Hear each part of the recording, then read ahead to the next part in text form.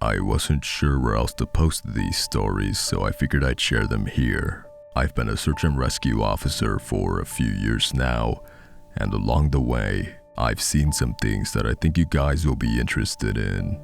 I have a pretty good track record for finding missing people. Most of the time, they just wander off the path or slipped on a small cliff and they can't find their way back. The majority of them have heard the old "stay where you are" thing, and they don't wander far. But I've had 2 cases where that didn't happen. Both bother me a lot, and I use them as motivation to search even harder on the missing persons cases I get called on. The first was a little boy who was out berry picking with his parents. He and his sister were together, and both of them went missing around the same time.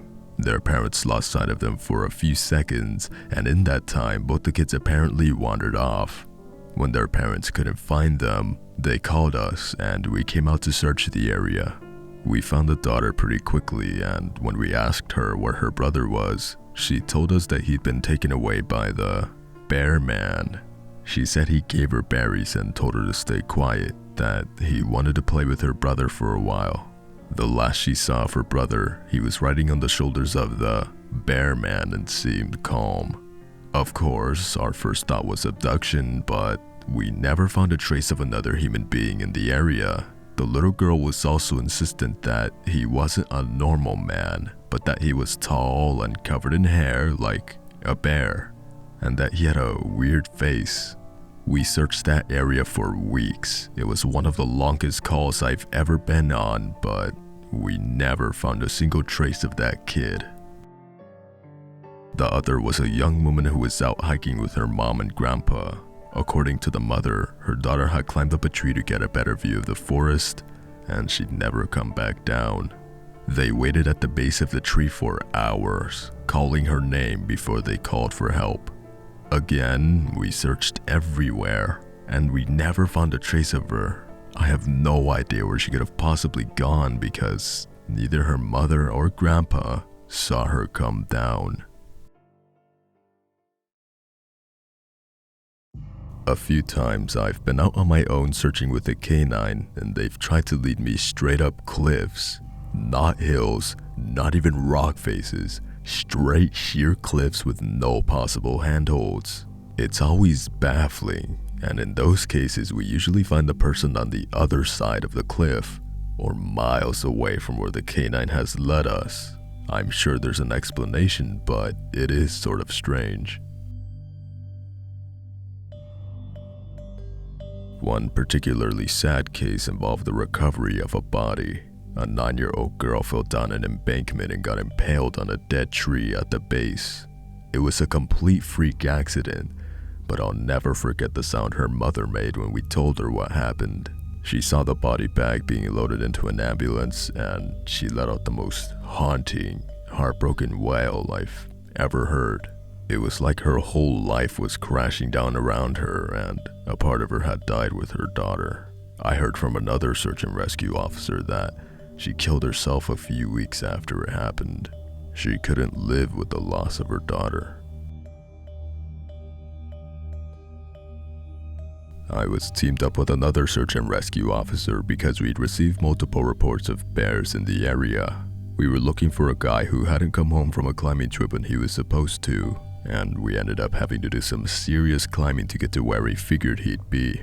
We found him trapped in a small crevasse with a broken leg. It was not pleasant. He'd been there for almost 2 days and his leg was very obviously infected. We were able to get him into a chopper, and I heard from one of the EMTs that the guy was absolutely inconsolable. He kept talking about how he'd been doing fine, and when he'd gotten to the top, a man had been there. He said the guy had no climbing equipment and he was wearing a parka and ski pants.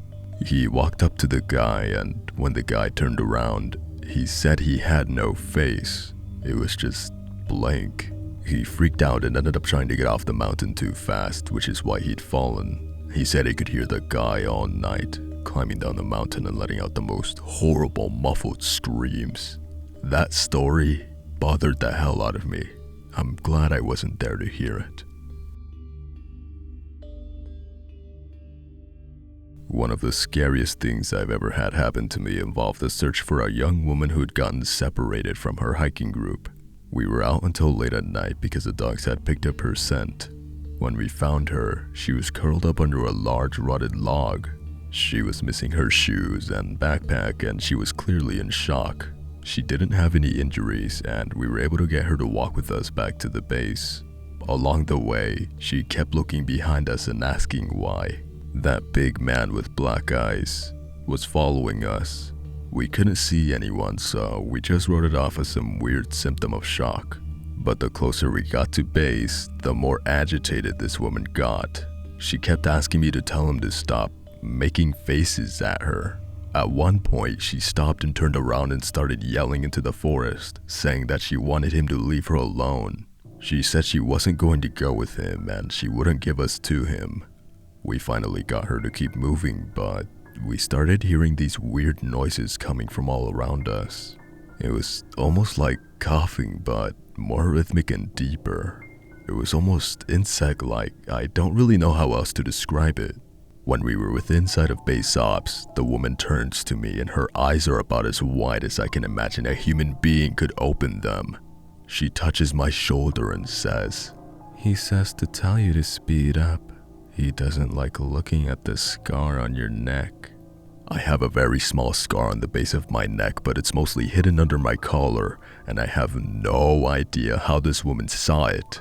Right after she says it, I hear that weird coughing right in my ear, and I just about jumped out of my skin. I hustled her to ops, trying not to show how freaked out I was, but I have to say, I was really happy when we left the area that night. This is the last one I'll tell, and it's probably the weirdest story I have. Now, I don't know if this is true in every search and rescue unit, but in mine, it's sort of an unspoken regular thing we run into. You can try asking about it with other search and rescue officers, but even if they know what you're talking about, they probably won't say anything about it. We've been told not to talk about it by our superiors, and at this point, we've all gotten so used to it that it doesn't even seem weird anymore. On just about every case where we're really far into the wilderness, I'm talking 30 or 40 miles, at some point, we'll find a staircase in the middle of the woods. It's almost like if you took the stairs in your house, cut them out, and put them in the forest. I asked about it the first time I saw some, and the other officer just told me not to worry about it, and that it was normal. Everyone I asked said the same thing. I wanted to go check them out, but I was told, very emphatically, that I should never go near any of them. I just sort of ignore them now when I run into them because it happens so frequently. I have a lot more stories, and I suppose if anyone's interested, I'll tell some of them tomorrow. If anyone has any theories about the stairs, or if you've seen them too, let me know. So I logged back on tonight and was blown away by the staggering amount of interest this seems to have generated. First off, I'll address a few things that you guys have brought up.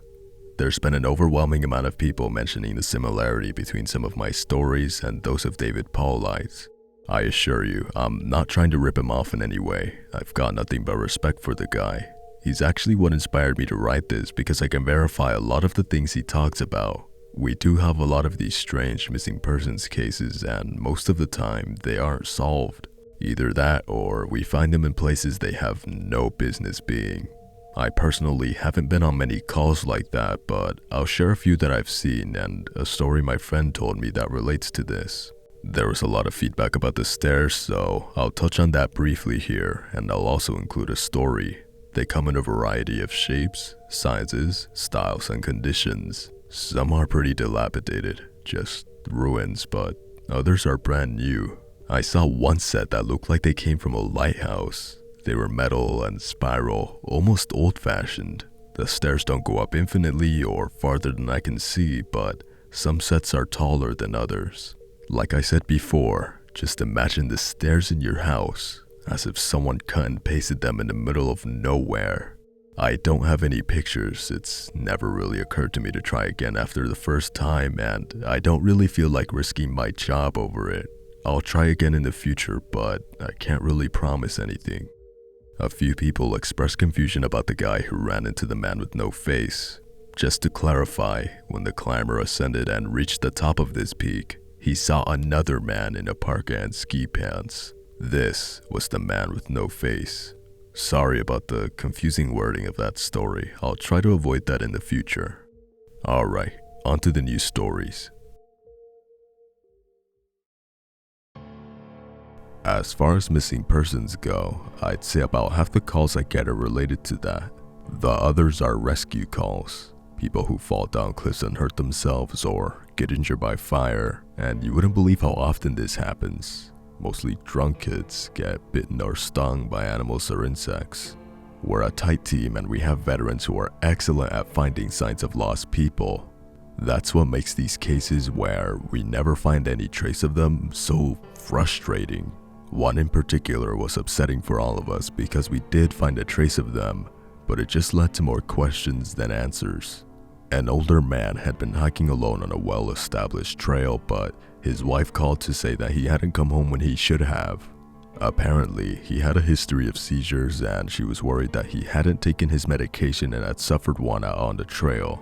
Before you ask, I have no idea why he thought it was okay to go out alone or why she didn't go with him. I don't ask about that kind of thing because, past a certain point, it really doesn't matter. Someone is missing and it's my job to find them. We went out in a standard search formation and it wasn't long before one of our vets found signs that the guy had gone off the trail. We grouped up and followed him, spreading out in a van to make sure we were covering as much ground as possible. Suddenly, a call comes over the radio telling us to all head back to the vet's location, and we come right away because this usually means the missing person is injured and we need a full team to help get them out safely. We meet back up and the vet is just standing at the base of a tree with his hands on the sides of his head. I ask my buddy what's going on and he points up into the branches of this tree. I almost couldn't believe what I was seeing, but there's a walking stick dangling from a branch at least 30 feet off the ground.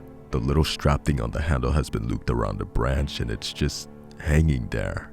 There's no way the guy could have tossed it up that far, and we don't see any other signs that he's still in the area. We call up into the tree, but it's obvious no one's in it. We're all just sort of left scratching our heads. We keep searching for the guy, but we never find him. We even bring our canines out, but they lose his scent long before this tree. Eventually, the search is called off because there are other calls we have to attend to, and past a certain point, there's not much we can do. The guy's wife called us every day for months, asking if we'd found her husband, and it was heartbreaking to hear her get more and more hopeless each time. I'm not sure why this call in particular was so upsetting, but I think it was just the sheer improbability of it. That and the questions that were raised. How the hell had this guy's cane end up there? Did someone kill him and toss it up there as some weird trophy?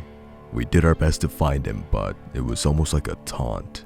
We still talk about that one from time to time. Missing kids are the most heartbreaking. Doesn't matter what circumstances they go missing under, it's never easy, and we always dread the ones we find deceased. It's not common, but it does happen. David Paulides talks a lot about kids search and rescue teams finding places they shouldn't be, or couldn't be. I can honestly say I've heard about this kind of thing happening more than I've seen it, but I'll share one of the ones that I think about a lot that I witnessed personally. A mother and her 3 kids were out for a picnic in an area of the park that has a small lake. One is 6, one is 5, and the other is about 3. She's watching them all really closely and, according to her, she never lets them out of her sight at any time. She never saw anyone else in the area either, which is important. She packs their stuff up and they start to head back to the parking area. Now, this lake is only about 2 miles into the woods and it's on a very clearly established trail. It's almost impossible to get lost getting from the parking area to it, unless you're deliberately going off the path like an imbecile. Her kids are walking in front of her when she hears what sounds like someone coming up the path behind her. She turns around and, in the 4 or so seconds she's not looking, her 5-year-old son vanishes. She figures he stepped off the trail to pee or something, and she asks her other two where he went.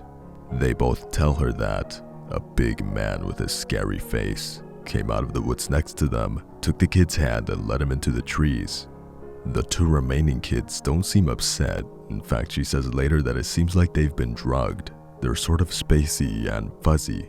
So of course, she freaks out and starts looking frantically in the area for her kid. She's screaming his name, and she says at one point she thinks she heard him answer her. Now, obviously, she can't go blindly running into the woods. She's got the other two kids, so she calls the police and they send us out immediately. We respond and we start the search for him. Over the course of this search, which spans miles, we never find a single trace of the kid. Canines can't pick up any scent, and we don't find any clothing or broken bushes or literally anything that would signify a child being there. Of course, there's suspicion about the mother for a while, but it's pretty clear that she's completely destroyed by the whole thing. We looked for this kid for weeks with a lot of volunteer help, but eventually the search peters out and we have to move on. The volunteers keep searching though, and one day we get a call on the radio letting us know that a body has been found and needs to be recovered. They tell us the location and none of us can believe it.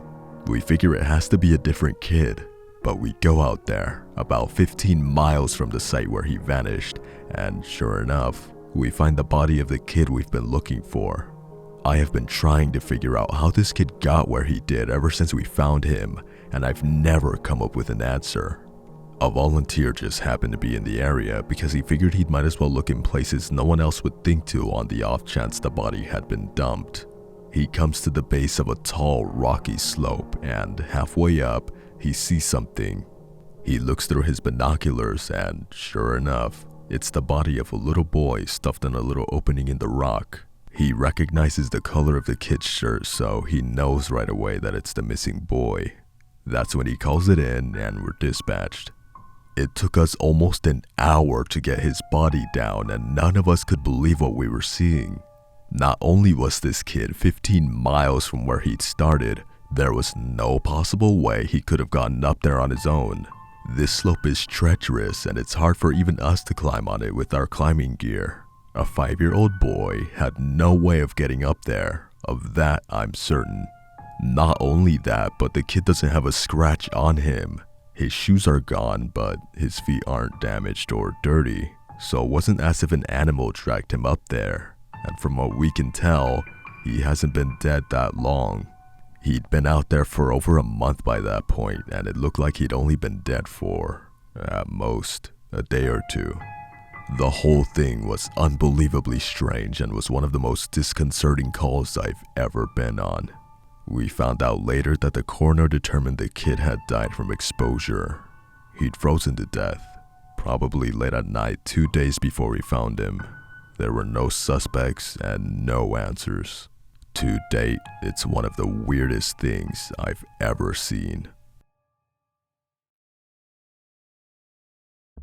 One of my first jobs as a trainee was a search op for a 4-year-old kid that had gotten separated from his mom. This was one of those cases where we knew we were gonna find him because the dogs were on a strong scent trail, and we saw clear signs that he was in the area. We ended up finding him in a berry patch about half a mile from where he'd been last seen. Kid wasn't even aware that he'd wandered that far. One of the vets brought him back, which I was glad for because I'm really not good with kids and I find it hard to talk to them and keep them company. As my trainer and I are headed back, she decides to take me on a detour to show me one of the hot spots where we tend to find missing people. It's a natural dip in the land near a popular trail, and people will usually move downhill because it's easier. We hike out there, it's a few miles away, and we get there in about an hour or so. As we're walking around the area and she's pointing out places she's found people in the past, I see something in the distance. Now, this area we're in is about 8 miles from the main parking area, though there's back roads you can take to get closer if you don't want to hike that far. But we're on state protected land, which means there can't be any kind of commercial or residential development out here. The most you'll ever see is a fire tower or makeshift shelter that homeless people think they can get away with building. But I can see from here that Whatever this thing is, has straight edges, and if there's one thing you learn quickly, it's that nature rarely makes straight lines. I point it out, but she doesn't say anything. She just hangs back and lets me wander over and check it out.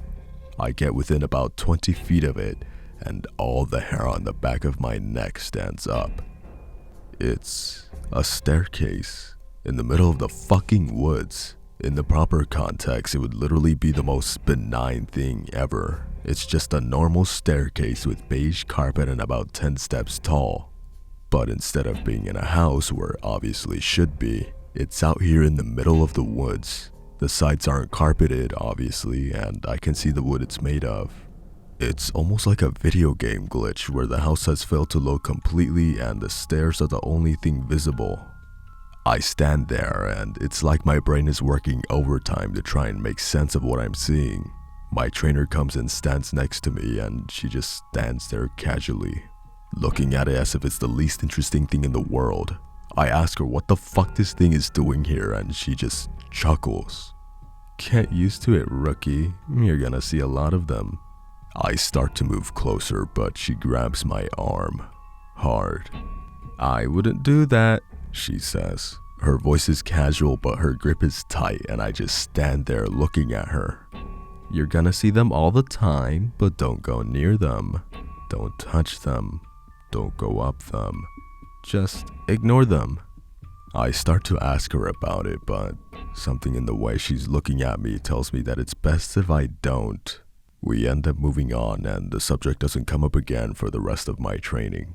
She was right though. I'd say about every 5th call I go on, I end up running across a set of stairs. Sometimes they're relatively close to the path, maybe within 2 or 3 miles. Sometimes they're 20, 30 miles out, literally in the middle of nowhere, and I only find them during the broadest searches or training weekends. They're usually in good condition, but sometimes it looks like they've been out there for miles.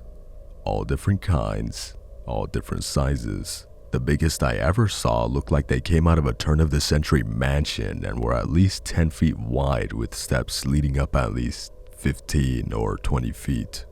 I've tried talking about it with people, but they just give me the same response my trainer did. It's normal. Don't worry about it. They're not a big deal, but don't go close to them or up them. When trainees ask me about it now, I give them the same response. I don't really know what else to tell them. I'm really hoping someday I get a better answer, but it hasn't happened yet. This is another one that was less spooky and more sad. A young man went missing late in winter when, realistically, no one should be going that far out into the trails. We close a lot of them, but some remain open year-round unless there's a shitload of snow. We didn't opt for him, but we had about 6 feet of snow on the ground. It was an unusually heavy snow year, and we knew it wasn't likely that we'd find him until spring when the thaw came. Sure enough, when the first big thaw came, a hiker reported a body a little ways off the main trail. We found him at the base of a tree in a pile of melted snow.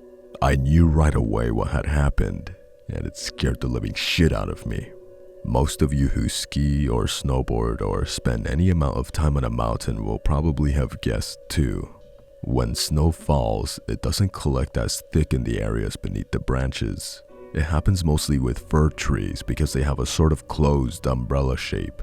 So what you end up with is a space around the base of a tree that's filled with a mixture of loose, powdery snow, air, and branches.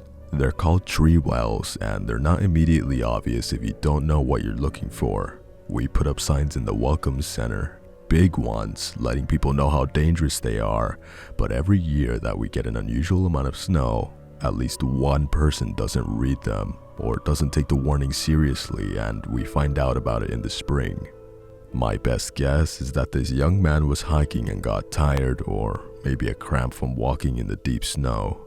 He went to go sit at the base of a tree, not knowing that there was a tree well, and fell in. He got stuck with his feet up and the surrounding snow caved in around him. Unable to free himself, he suffocated. It's called snow immersion suffocation, and it doesn't usually happen except in really deep snow. But if you get stuck in a weird position like this guy did, even 6 feet of snow can be lethal. What scared me the most was imagining how he must have struggled, upside down in the freezing cold. He didn't die quickly. The snow would have formed a dense, heavy pile on top of him, and it would have been literally impossible to get out. As it got harder to breathe, he would have known what was happening. I can't even imagine what he was thinking in his last moments.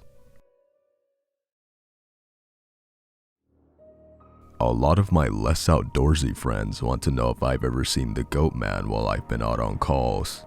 Unfortunately, or I guess fortunately, I've never had anything quite like that happen. I guess the closest was the whole black-eyed man thing, but I didn't see anything.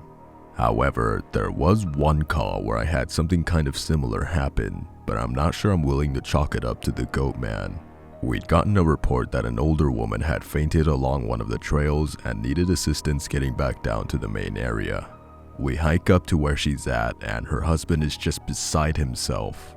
He runs, well, I guess more jogs to us, and tells us that he was a little ways off the trail looking at something when his wife starts screaming behind him. He runs back to her and she's passed out on the trail. We get her on a backboard, and as we're getting her down to the welcome center, she comes to and starts screaming again. I calm her down and ask her what happened. I can't remember verbatim what she said, but essentially what happened was this. She'd been waiting for her husband when she started hearing this really strange sound. She said it sounded sort of like a cat, but it was off somehow and she couldn't quite figure out why. She went a little ahead to try and hear it better, and it sounded like it was coming closer. She said the closer it got, the more uneasy she was, until she finally figured out what was wrong. I do remember this next part because it was so weird that I don't think I could forget it if I tried. It wasn't a cat. It was a man saying the word Myuu over and over, but it wasn't a man. It couldn't have been, because I've never heard a man make his voice buzz like that. I thought my hearing aid was going out, but it wasn't. I adjusted it and it still sounded all buzzy. It was awful. He was coming closer, but I couldn't see him, and the closer he got, the more scared I was, and the last thing I remember was a shape coming out of the trees. I guess that's when I fainted. Now, obviously, I'm a little perplexed as to why a guy would be out in the fucking woods chanting Myuu at people. So once we get down the mountain, I tell my superior that I'm gonna go search the area to see if I can find anything. He gives me the go-ahead, and I grab a radio and hike back to where she fainted. I don't see anyone, so I keep going about a mile more, and when I head back, I go off the trail to see if I can figure out where she saw him coming from. It's almost sunset by this point, and I don't have any desire to be out at night alone, so I just sort of write it off and make a mental note to check it out again tomorrow. But as I'm headed back, I start to hear something in the distance. I stop and I call out for anyone in the immediate area to identify themselves. The sound didn't come closer or get louder, but it sounded exactly like a man saying Myuu in this really odd monotone. As comical as it makes it sound, it was almost like that guy on South Park with the electrolarynx, Ned. I go off the trail in the direction I think it's coming from, but I never seem to get closer. It's almost like it's coming from all directions. Eventually, it just sort of fades out, and I ended up going back to the welcome center. I didn't get any further reports like that, and even though I went back to that area, I never heard that exact sound again. I suppose it could have been some stupid kid out there fucking with people, but even I have to admit, it was weird. So this kind of turned into a massive wall of text, and for that I apologize. I wanted to get to the stories my friend told me, and he does have some good ones, so I'll post those tomorrow evening. I also have a few more of my own I think you guys will like. I'm sorry to keep you all in suspense again. Hopefully the stories here make up for it and help you get through the next 24 hours until I can post again. Edit. Since it seems like all of you would like to hear more, tomorrow I'll write up as many stories as I can and do a massive post. I'll include my friends' stories, and I'll see if I can get a hold of a few more people who might have interesting things to talk about. I just wasn't sure how people felt about big huge walls of text, but if you're all okay with it, I'll post lots of stories. Well, once again, you guys have blown me away with your staggering amount of responses to my stories. There's no way I can respond to each of you individually, so I'm just going to address some common things again, and then move on to the stories. I'm going to write as many as I can think of in addition to my friends' stories, and I will probably not update again until I get a chance to answer some questions that I myself have from my superiors. Alright, so the common questions I found you all had. I am not comfortable talking about where exactly I work, unfortunately. In all reality, some of the things I've mentioned here could get me in a lot of trouble or fired, so it's best if I just don't discuss too much. I will say that I'm in the United States and in an area that is comprised of a great deal of wilderness. We're talking hundreds of miles of thick forest with a mountain range and a few lakes. There is still a great amount of interest in the stairs, and luckily for you guys, my friend has a story that I think you'll all be very interested in. I'll go into that more at the end of this update.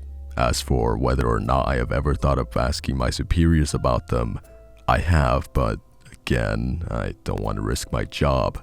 However, one of my former superiors no longer works as a search and rescue officer, and it's possible that he may be willing to talk to me about it. I'll be speaking to him later in the week, and I will let you all know what comes of that. As far as advice on becoming a search and rescue officer goes, I think the best advice I can give is to contact your local Forest Service office and see if they offer any training courses or what the qualifications are. I've been doing this for years, and I started out as a volunteer helping on search and rescue operations. It's a great job, despite the occasional tragic situations, and I wouldn't want to do anything else. Alright, let's move on to the stories. The first happened on a case that I went out on right after I got out of training and was still pretty new to everything. Before I took this job, I was a volunteer, so I had a basic idea of what to expect. But on those calls, you're mostly dealing with finding lost people after vets have found signs of them. As a search and rescue officer, you go out for all kinds of cases, from animal bites to heart attacks. This case got called in early in the morning from a young couple who were up on one of the trails that goes by the lake.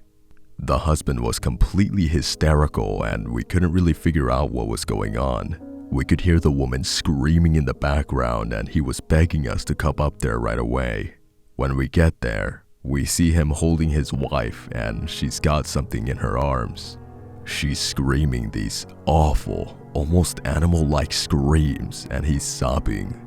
He sees us and he screams at us to help them, to please get an ambulance up there. Now, obviously, we can't just drive an ambulance up the walking path, so we ask him if his wife needs help or if she can walk on her own. He's still hysterical, but he manages to tell us that it's not his wife that needs help. I go over while one of the vets tries to calm him down, and I ask the wife what's going on. She's rocking, holding something, and just shrieking over and over. I crouch down and see that whatever she's holding, it's covering her with blood. That's when I notice the sling on her front and my heart sinks. I ask her to tell me what's going on, and I sort of pry her arms gently open so I can see what she's holding. It's her baby, obviously dead. His head is caved in on one side and he's covered in scratches. Now, I've seen dead bodies before, but something about this whole situation hits me hard. I have to take a second to compose myself, and I get up and go get one of the other vets who's standing by. I tell him that it's a dead kid, and he sort of pats my shoulder and tells me he'll deal with it. It took us over an hour to get this woman to let us see her kid.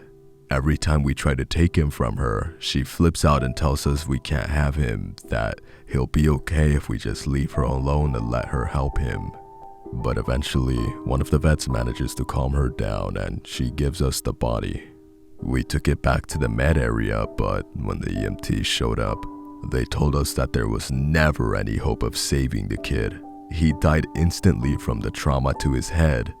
I was good buddies with one of the nurses who met them at the hospital, and she told me later what had happened. Turns out the couple had been walking with the baby in the sling and they stopped because the kid was fussing. The dad takes the kid and is holding him, looking out over this little gully by the path. The mom comes to stand next to him, but she ends up stepping on a loose patch of soil and she trips. She falls into the dad, who drops the kid, who ends up falling about 20 feet down this little gully onto the rocks at the bottom. The dad climbed down and recovered the kid, but he'd fallen right on his head and was dead by the time he got there.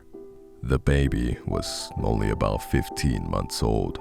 It was a total freak accident, a series of events that coalesced into the worst possible outcome. Probably one of the more awful calls I've been on. I haven't seen a lot of animal bites in my time as a search and rescue officer, mostly because there aren't that many animals that come around the area. While there are bears in the area, they tend to stay pretty far away from people and sightings are highly unusual.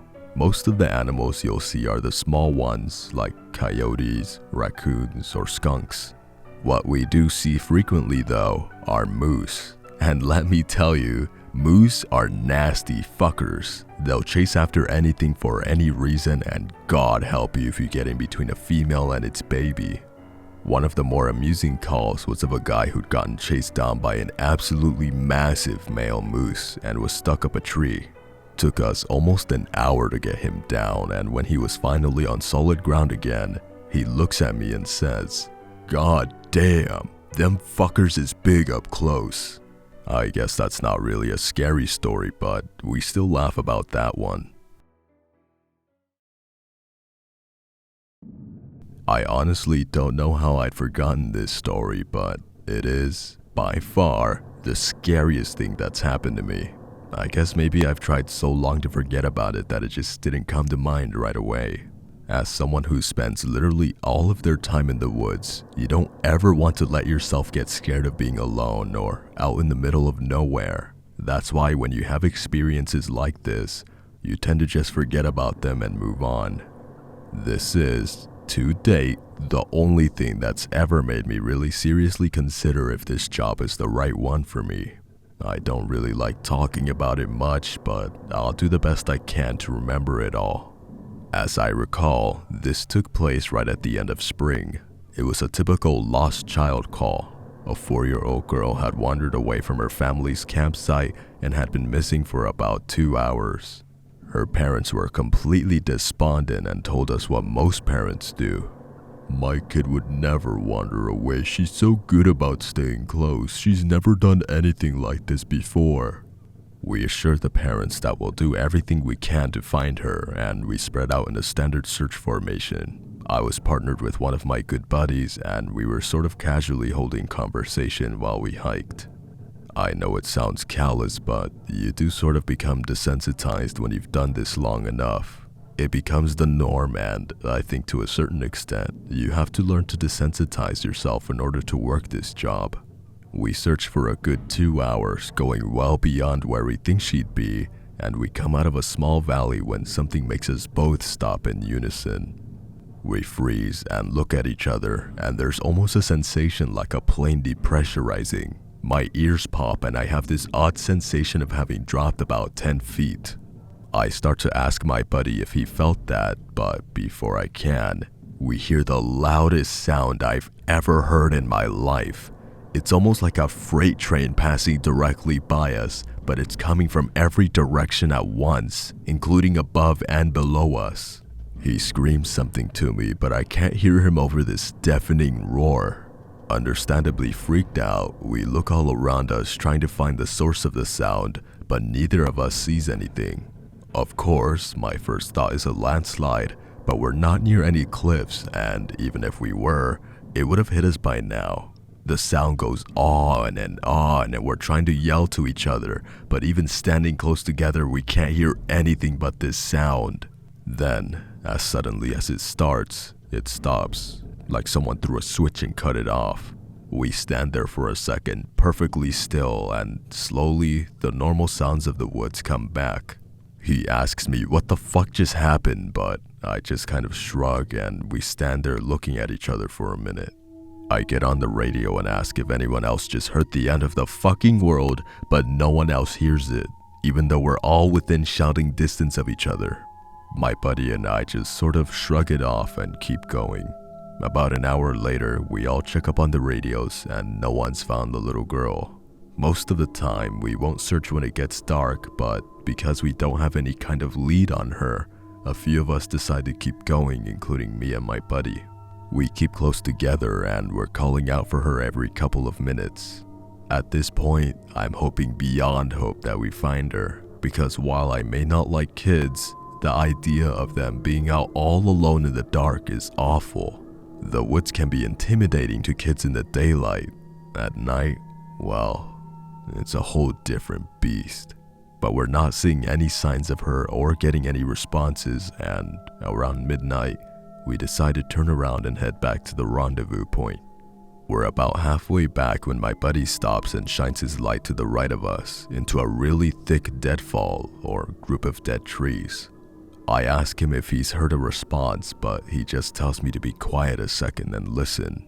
I do, and in the distance, I can hear what sounds like a kid crying. We both call the girl's name and listen for any kind of response, but it's just this really faint crying. We head in the direction of this deadfall and go around it, calling her name over and over. As we get closer to the crying, I start getting this weird feeling in my gut, and I tell my buddy that something isn't right. He tells me he feels the same way, but we can't figure out what it is. We stop where we are and call the girl's name again, and at the same time, we both figure it out. The crying is on a loop. It's the same little hitching sob, then wail, then quiet hiccup, repeated over and over.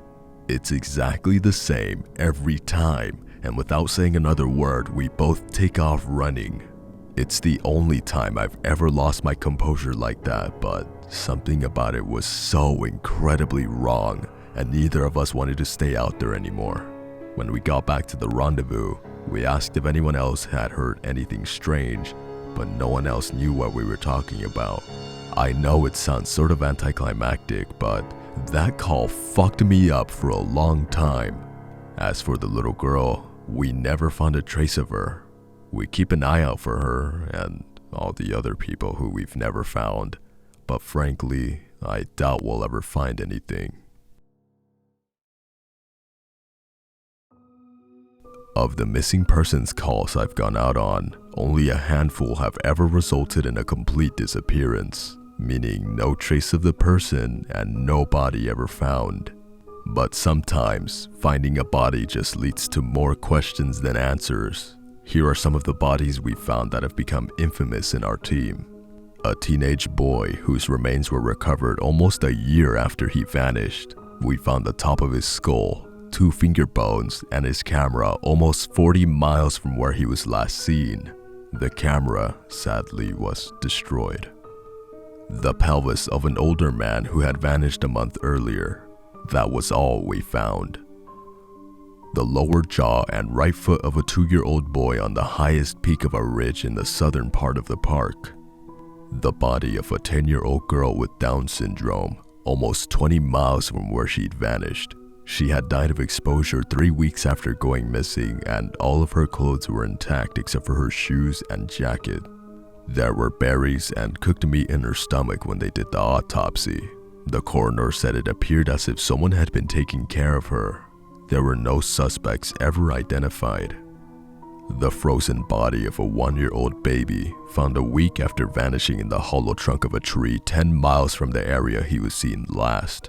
There was fresh milk found in his stomach, but his tongue was gone. A single vertebrae and right kneecap of a 3-year-old girl, found in the snow almost 20 miles from the campground her family had been at the previous summer.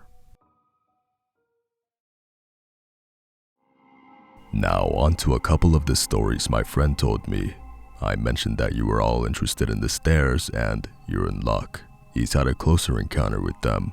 Though he doesn't have any explanation for them, he does have a bit more experience with them than I do. My buddy has been a search and rescue officer for about 7 years. He started when he was a junior in college, and he had a very similar experience when he first encountered the stairs. His trainer told him almost the same thing mine did, which was to never go near, touch, or ascend them. For the first year, he did just that, but apparently his curiosity got the better of him, and on one call, he broke away from the line and went to go check a set of them out. He said they were about 10 miles from the path where a teenage girl had vanished and the dogs were following a scent. He was on his own, lagging behind the main group, when he saw a set of stairs off to his left. They looked like they were from a new house because the carpeting was pristine and white. He said that as he got closer, he didn't feel any different or hear any weird noises. He was expecting something to happen, like bleeding from his ears or collapsing, but he got right up next to them and didn't feel anything. The only thing he said that was odd was that there was absolutely no debris on the steps. No dirt, leaves, dust, anything. And there didn't appear to be any signs of animal or insect activity in the immediate area, which he found strange. It was less like things were avoiding them and more like they just happened to be in a relatively barren part of the forest. He touched the stairs and didn't feel anything except that sort of sticky feeling you get from new carpet. Making sure his radio was on, he slowly climbed the stairs. He said it was terrifying because of the way they'd been stigmatized, and he wasn't really sure what was going to happen to him. He joked that half of him expected to be teleported to some other dimension and the other half was watching for a UFO to come swooping down.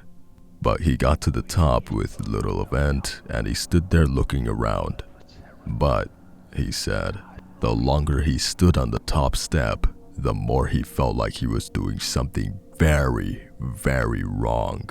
He described it as the feeling you get if you were in a part of a government building you have no business being in, as if someone was going to come and arrest you or shoot you in the back of the head at any second. He tried to brush it off, but the feeling got stronger and stronger, and that's when he realized he couldn't hear anything anymore. The sounds of the forest were gone, and he couldn't hear his own breathing. It was like some kind of weird, awful tinnitus, but more oppressive. He climbed back down and rejoined the search and didn't mention what he'd done. But, he said, the weirdest part came after. His trainer was waiting back at the welcome center after the search ended for the day, and he cornered my buddy before he could leave. He said his trainer had this look of intense anger, and he asked what was wrong. "You went up them, didn't you?" My buddy said it wasn't phrased as a question. He asked how his trainer knew. The trainer just shook his head. "Because we didn't find her. The dogs lost her scent." My buddy asked what that had to do with anything. The trainer asked how long he'd been on the stairs, and my buddy said no more than a minute. The trainer gave him this really awful, almost dead-eyed look, and told him that if he ever went up another set of stairs again, he'd be fired immediately. The trainer walked away, and I guess he's never answered any of the questions my buddy has asked him about it since. My buddy has been involved in a lot of missing persons cases where there's never been a trace of them found. I mentioned David Paulides, and my buddy said he can confirm that those stories are, for the most part, accurate. He said that most of the time, if the person isn't found right away, they're either never found or they're found weeks, months, or years later in places they can't possibly have gotten to. One story he told me really stood out that involved a 5-year-old boy with a severe mental disability. The little boy vanished from a picnic area in the late fall. In addition to the mental disability, he was also physically handicapped, and his parents explained over and over that he could simply not have vanished. It was impossible. Someone had to have taken him. My buddy said they searched for this kid for weeks, going miles out of the accepted range, but it was like he'd never been there. The dogs couldn't pick up his scent anywhere, not even in the picnic area where he'd apparently vanished from. Suspicion fell on the parents, but it was pretty clear that they were devastated and hadn't done anything sinister to their kid. The search was concluded about a month later, and my buddy said everyone had pretty much forgotten about it by later in the winter. He was out on a training op in the snow on one of the higher peaks when he came across something in the snow. He said he saw it from far away at first, and when he got closer, he realized it was a shirt, frozen and sticking part way out of the powder. He recognized it as belonging to the kid because it had a distinctive pattern. About 20 yards away, he found the kid's body laying partially buried in the snow. My buddy said there was no way the kid had been dead for any more than a few days, even though he'd been missing for almost 3 months. The kid was curled around something, and when my buddy brushed off the snow to see what it was, he said he couldn't believe what he was seeing. It was a big chunk of ice that had been carved crudely to look sort of like a person. The kid was holding it so tight that it had frostbitten his chest and hands, which my buddy could tell even with the decay that had taken place. He radioed the rest of the crew and they took the body off the mountain. Now, he recapped all of this for me, and to put it simply, there was no way this kid could have survived for almost 3 months on his own or have gotten to this peak. There was no physical way this child could have walked almost 50 miles and ended up on the top of a goddamn mountain. To top it off, there was nothing in the kid's stomach or colon. Nothing.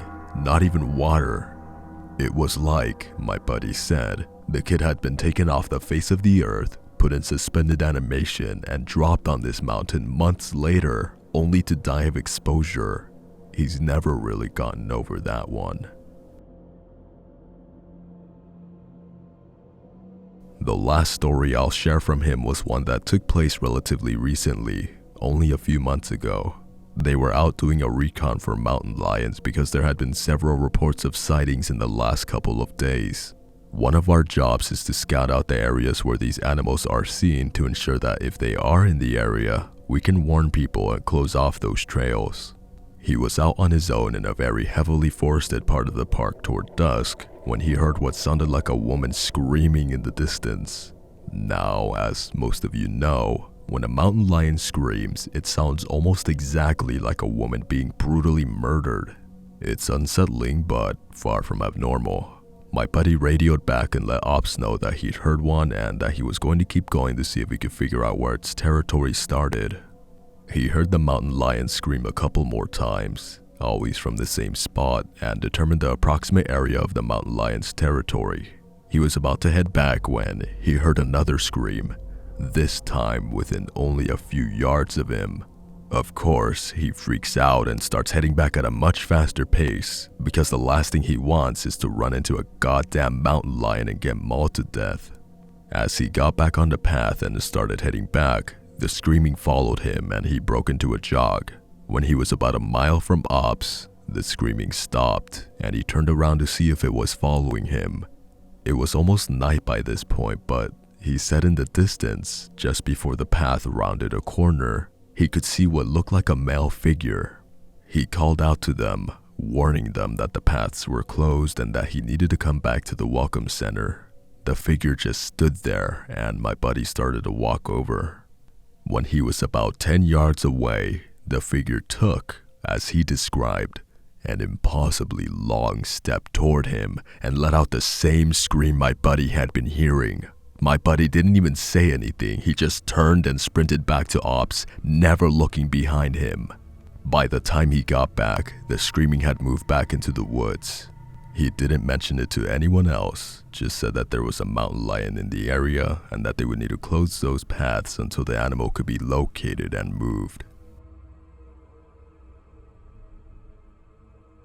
I'm going to end this entry here since it's turned into a huge wall of text.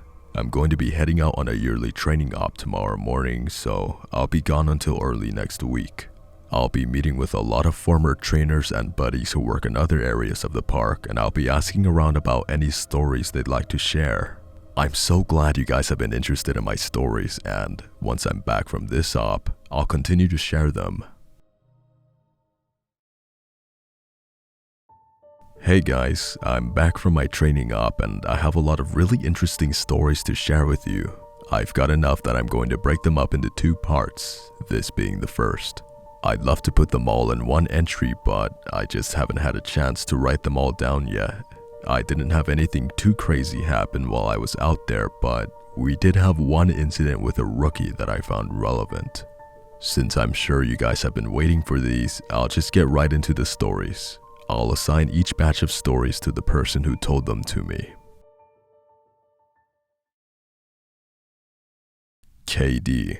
KD is a vet who's been a search and rescue officer for about 15 years. She specializes in high elevation mountain rescues and is widely considered one of the best in her field. She was one of the more enthusiastic storytellers, and since we were together a fair amount during exercises, she ended up telling me about 4 that really stuck with me.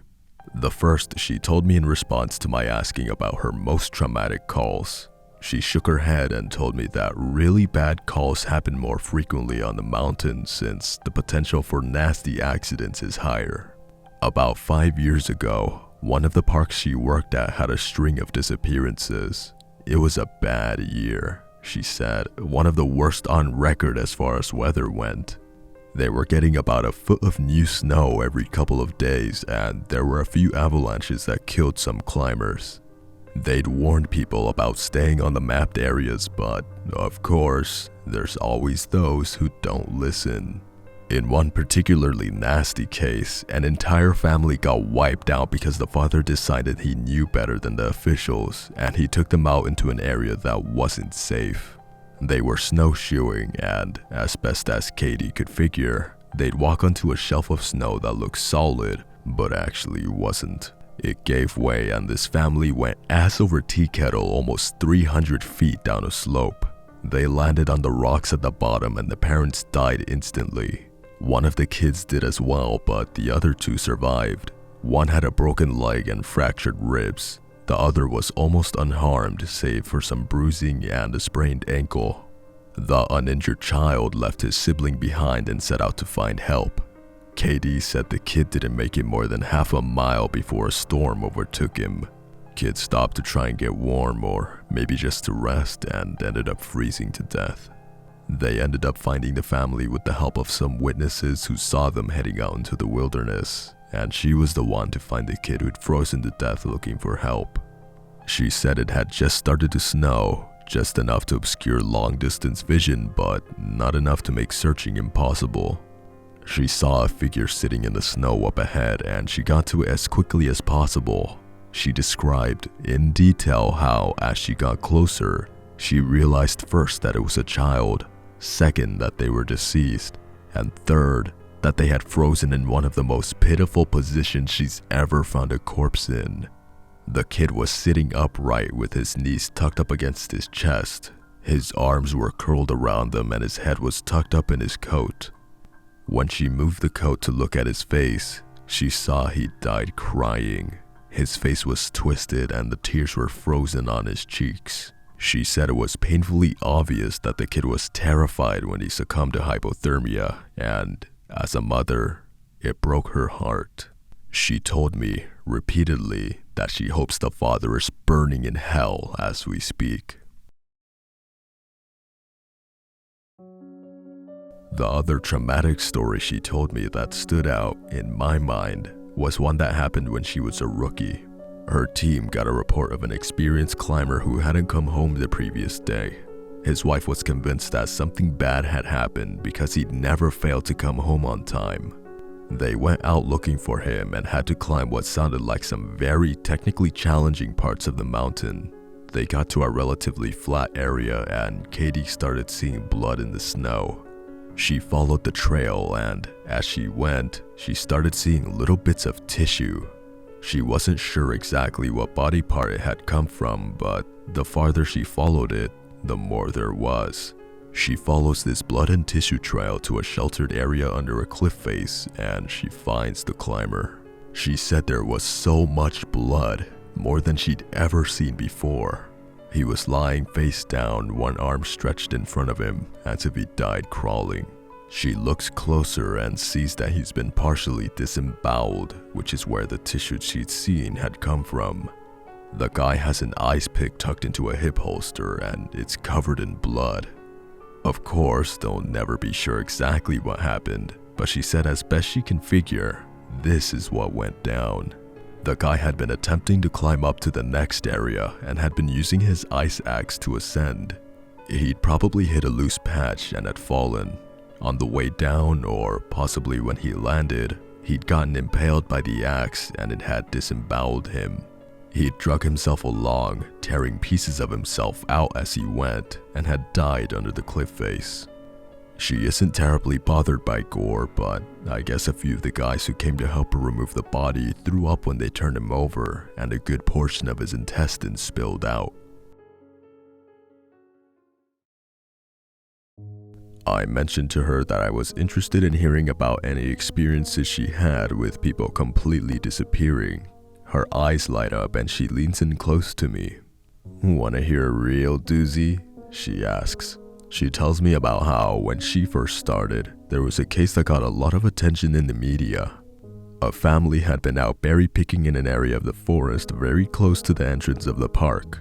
They had 2 little boys, both under the age of 5, and at some point during the day, one of them vanishes. There's an absolutely massive search and they find absolutely nothing. It's another of those cases where it's like the kid was never there in the first place. The dogs just sit down and don't pick up on anything. No trace of the kid is found. The search goes on for about 2 months, but is eventually called off. Fast forward to 6 months later. The family comes back to place flowers at a memorial that's been set up there for the kid. They bring their other son. While they're placing the flowers, they lose sight of the kid for about 3 seconds, and in that span of time, he vanishes into thin air. Now, obviously, the parents are beyond devastated. It's awful enough to lose 1 child, but to lose 2 is beyond imagining. The search is huge, one of the largest in state history. There are about 300 volunteers combing every inch of this park looking for the kid. But again, there's no trace of him. The search goes on for about a week with people looking miles from the part of the park he vanished from. And then, almost 2 weeks later, a volunteer almost 15 miles from the designated search area radios in that he's found the kid. They assume that the kid was dead, but the volunteer says he's not only alive, he's in good shape. Katie and her team go out to recover the kid, and when they get there, she can't believe that this is the kid that's been missing. His clothes are clean, there's no dirt on him anywhere, and he doesn't appear traumatized. The volunteer says he found the kid sitting on a log playing with a little twig bundle that's bound together with some old rope. Katie asks him where he's been, who he was with for those 2 weeks, and the kid tells her that he's been with the fuzzy man. Now, Katie firmly believes in Bigfoot, so she gets all excited and asks what he means by fuzzy. Was he hairy? But the kid says no, he wasn't hairy. He was a fuzzy man, and he describes a man that's blurry, like when you close your eyes but not all the way closed. The kid says he slept in a hollow tree, and the fuzzy man gave him berries to eat.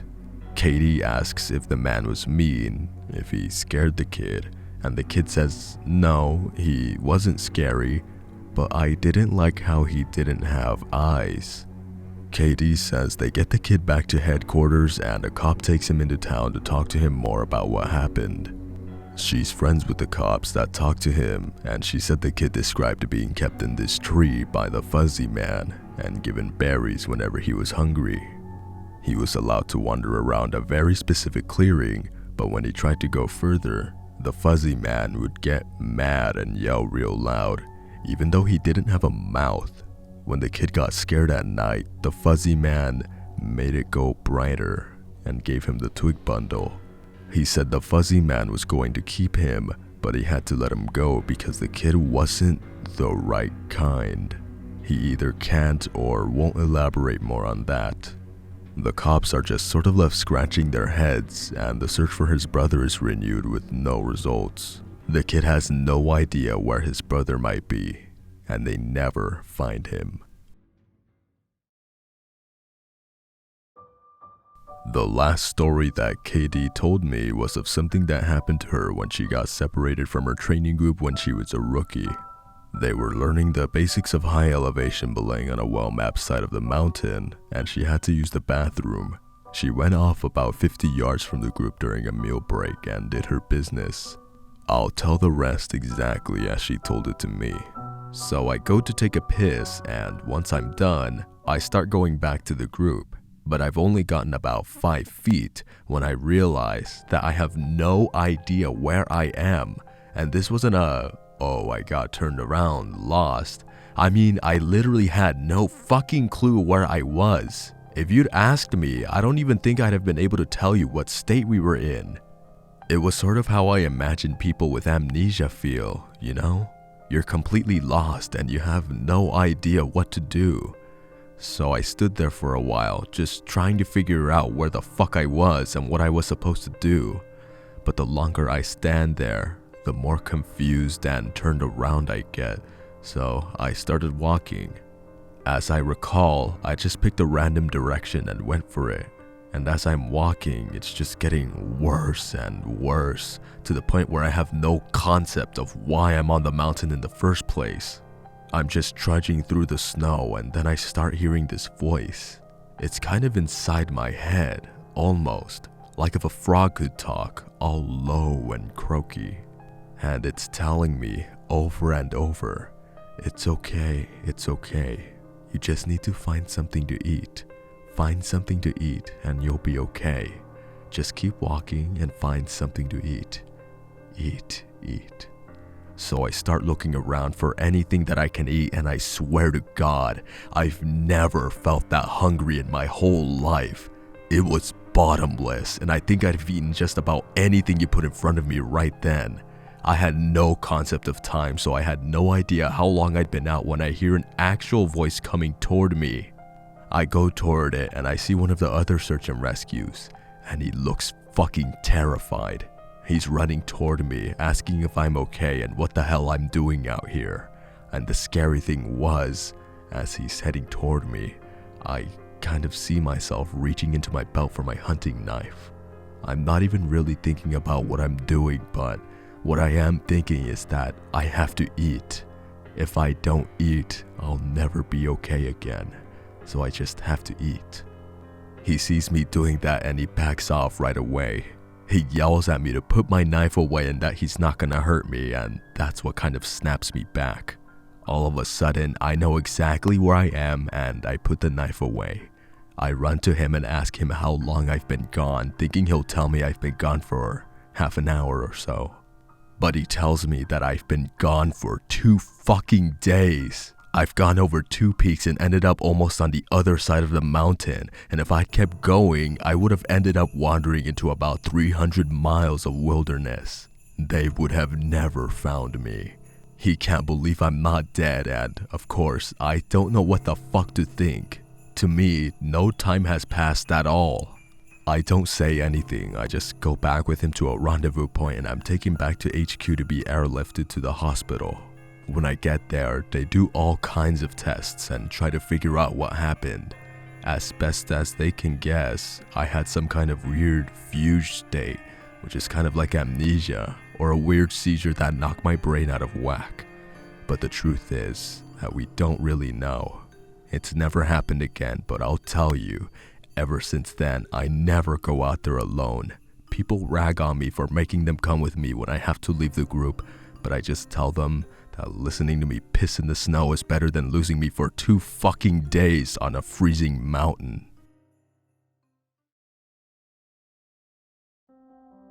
The next person I talked to was EW, a former trainer who now works as an EMT. He still comes to ops like this to help out, but doesn't work full-time for us anymore. He specialized in finding lost kids. He just seemed to have a sixth sense when it came to knowing where they'd gone. He's a legend among the more senior vets, but he gets embarrassed if you compliment him on his work. He sat down with me at dinner one evening and we ended up swapping stories. Most of them were just casual, but when we got on the subject of our weirder calls, I mentioned that I had a buddy who'd gone up a set of stairs. He got kind of quiet and asked me if I had heard of a little boy who disappeared from his park a few years back. I hadn't, so he told me this story. They were out looking for this 11-year-old boy. Joey, who'd gone missing near a river. Of course, the first thought was that he'd fallen in and drowned, but when they brought dogs out, they led the officers away from the river and up into a very densely forested area. When we do searches for people, we search in a grid pattern and we search every box of the grid incredibly thoroughly. What EW's team noticed right away was that a very strange pattern was emerging. Dogs in alternating boxes were picking up Joey's scent, but losing it when they overlapped with another box. If you think of a checkerboard, Joey's scent was being picked up in random black squares, but never in red.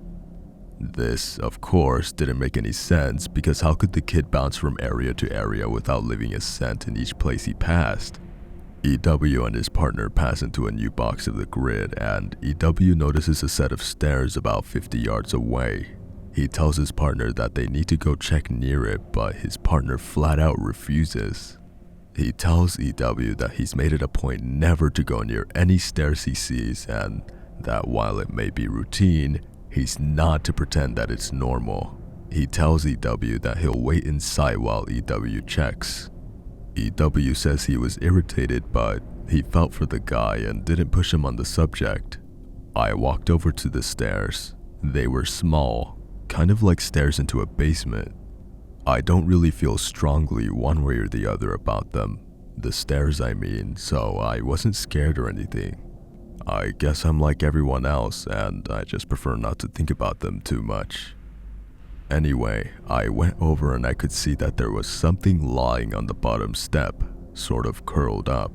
My heart sinks because, of course, you always hope for the best. And we were confident that we'd find this kid alive because he'd only been missing for a few hours. But I knew right away that it was him, and that he was dead. He was curled up in a little ball on the step, holding his stomach. It looked like he'd been in horrible pain when he died, but I didn't see any blood except some on his lips and chin. I radioed in that I'd found him and we got his body back to command. That poor family. They were devastated. The parents couldn't understand how he'd be dead, cause he'd only been gone for such a short amount of time, and on top of that, we didn't have any obvious cause of death, which made it far worse. I figured he'd probably eaten something poisonous since he was holding his stomach when I found him, but I didn't want to guess. It's hard enough to hear that your kid is dead, let alone have some stupid search and rescue guy guessing about what happened. They took him away and I went home and tried not to think about it. I hate finding dead kids, man. I love this job, but it's one of the reasons I left. I've got 2 daughters and the thought of losing them that way just... He choked up a little here. I'm not great with emotional stuff like that, and it's always sort of awkward to see a grown man cry, so I didn't really know what to do. He pulled himself together eventually, though, and he kept going. We don't always hear back from the coroners about cause of death. It's not really our job to know, I guess, and sometimes if they think it's foul play, they won't tell us because of legal bullshit. But I've got a friend who works for the sheriff's department and he'll usually pass along any interesting info if I ask. In this case, though, I actually got a call from him about a week later. He asks if I remember the kid, and of course I do, and he says some seriously weird shit is going on. He tells me, EW, man, you're gonna think I'm crazy, but the coroner has no idea what happened to this kid. He's never seen anything like it. My friend goes on to tell me that when the coroner opened the kid up, he couldn't even believe what he was seeing. The kid's organs were like Swiss cheese. Quarter-sized holes were punched clean through just about every single organ this kid had, aside from his heart and lungs. But his colon, his stomach, his kidneys, and even one of his testicles were full of these clean holes. My friend said the coroner described it as if someone had taken a hole punch and punched holes out of everything. They were so neat. But the kid didn't have a scratch on him. No entry or exit wounds. The closest anyone there had ever seen like it was a guy who'd filled himself full of buckshot a year or so back while cleaning his rifle. No one had a clue what could possibly have caused it. My friend asked me if I had ever heard of anything like that or if we had similar cases in the past, but I'd never even heard of something like that, and I told him I wasn't going to be of any help to him. As far as I know, the coroner determined the cause of death was something like massive internal bleeding, but no one knows what really happened. I've never been able to forget that kid. I have nightmares about it sometimes. I don't let my kids go into the woods alone, and when we go together, I never let them out of my sight. I used to love it out here, but that case and a couple others just sort of ruined it for me. Dinner was over, so we started to clean up and go back to our cabins. Before we went our separate ways, he put his hand on my shoulder and looked at me really close. He tells me that there's bad things out here. Things that don't care if we have families or lives or that we can think and feel. He tells me to be careful and he walks away. I didn't have a chance to talk with him again, but that story stuck with me. By pure coincidence, I got to talk to another vet, PB, who's been in the search and rescue field for years. We were partnered on a grid sweep during a training exercise, and we were chatting casually about how we liked the job, what kinds of things we'd seen, and the like. At one point, we passed an old set of stairs, though these were probably from an old fire lookout given the area that we were in. I sort of casually mentioned that I was curious about the stairs and that I wished I knew more about them. He got kind of quiet and looked like he wanted to tell me something, but wasn't sure if he should. Finally, he told me to turn my radio off. Obviously, this is something we are never, ever supposed to do, but I did it and he did the same. About 7 years ago, he tells me, he was out on a call with a rookie. They were in an area of the park that's had a lot of strange reports and events. Disappearances, stories about lights in the forest, odd noises, and things like that.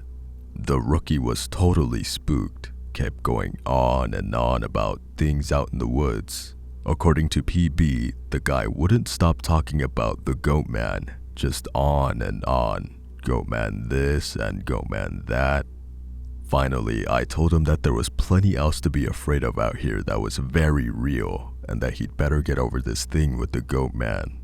The rookie wanted to know what kinds of things I was talking about, and I just told him to shut up and walk. We crested a little ridge and there was a staircase about 10 yards ahead. The rookie stops dead in his tracks and just stands there looking at them. I tell him, "See, that's something you should be afraid of." The rookie asks me what the hell these are doing out here, and for some reason, I just open up and tell him the truth, or what I've been told is the truth. I could have gotten in a lot of trouble for doing what I did, and I could get in a lot of trouble for repeating it to you, but you're a nice kid and I want you to stop looking into this. Quit while you're ahead. So I'll tell you what I know under the condition that you never breathe a word of this to the soups. I told him I wouldn't say a word, and he double checks that our radios are off. When I first started out, we were a little less tight-lipped about them and other things that happen out here. We warned people before they were even hired that there was weird shit going on.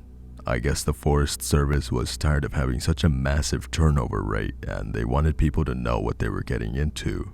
So they started having people sign these agreements that they wouldn't go to the media about what they were going to see.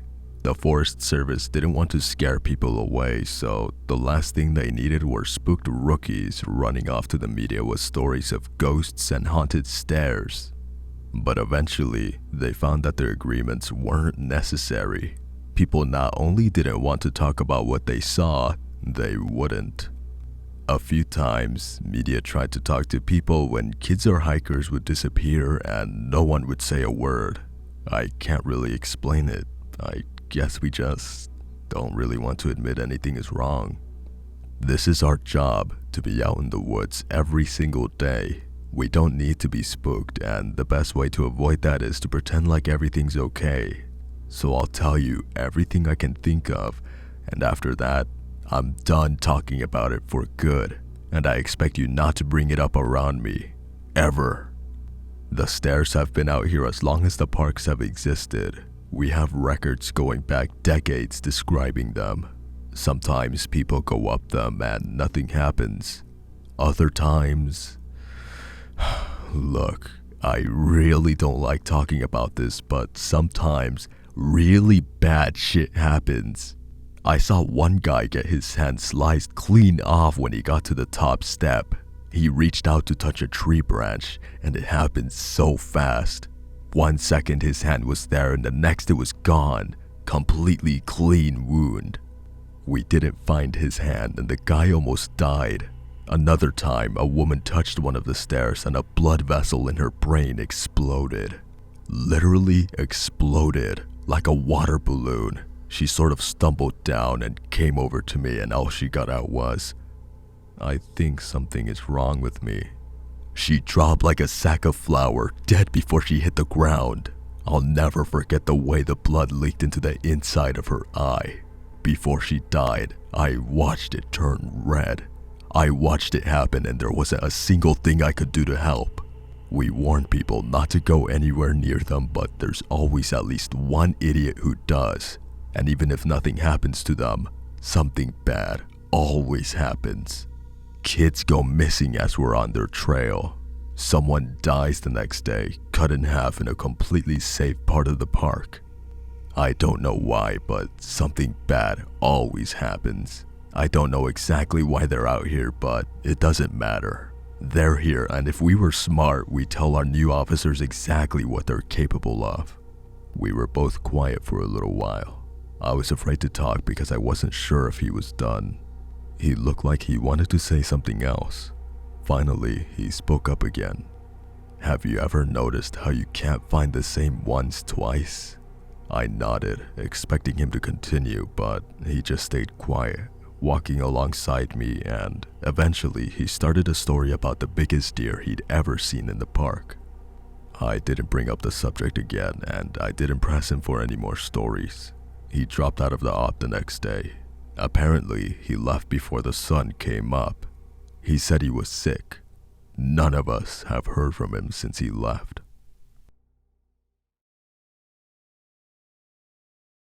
I'm going to stop here for the time being. I'll try and post the next part in the coming days, but with it being the end of summer, things are pretty busy here. Thanks for the continued interest, guys. You've really awakened this curiosity in me that I didn't know I had. I apologize for the short update, guys. Things have gotten a little crazy around here, and I'm not sure how often I'll be able to update going forward.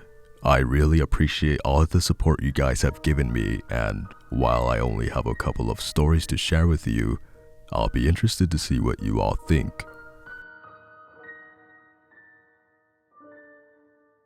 A firefighter who was helping us at the training op told me about a call he'd gone on, supposedly to help rescue a kid from an absolutely massive tree.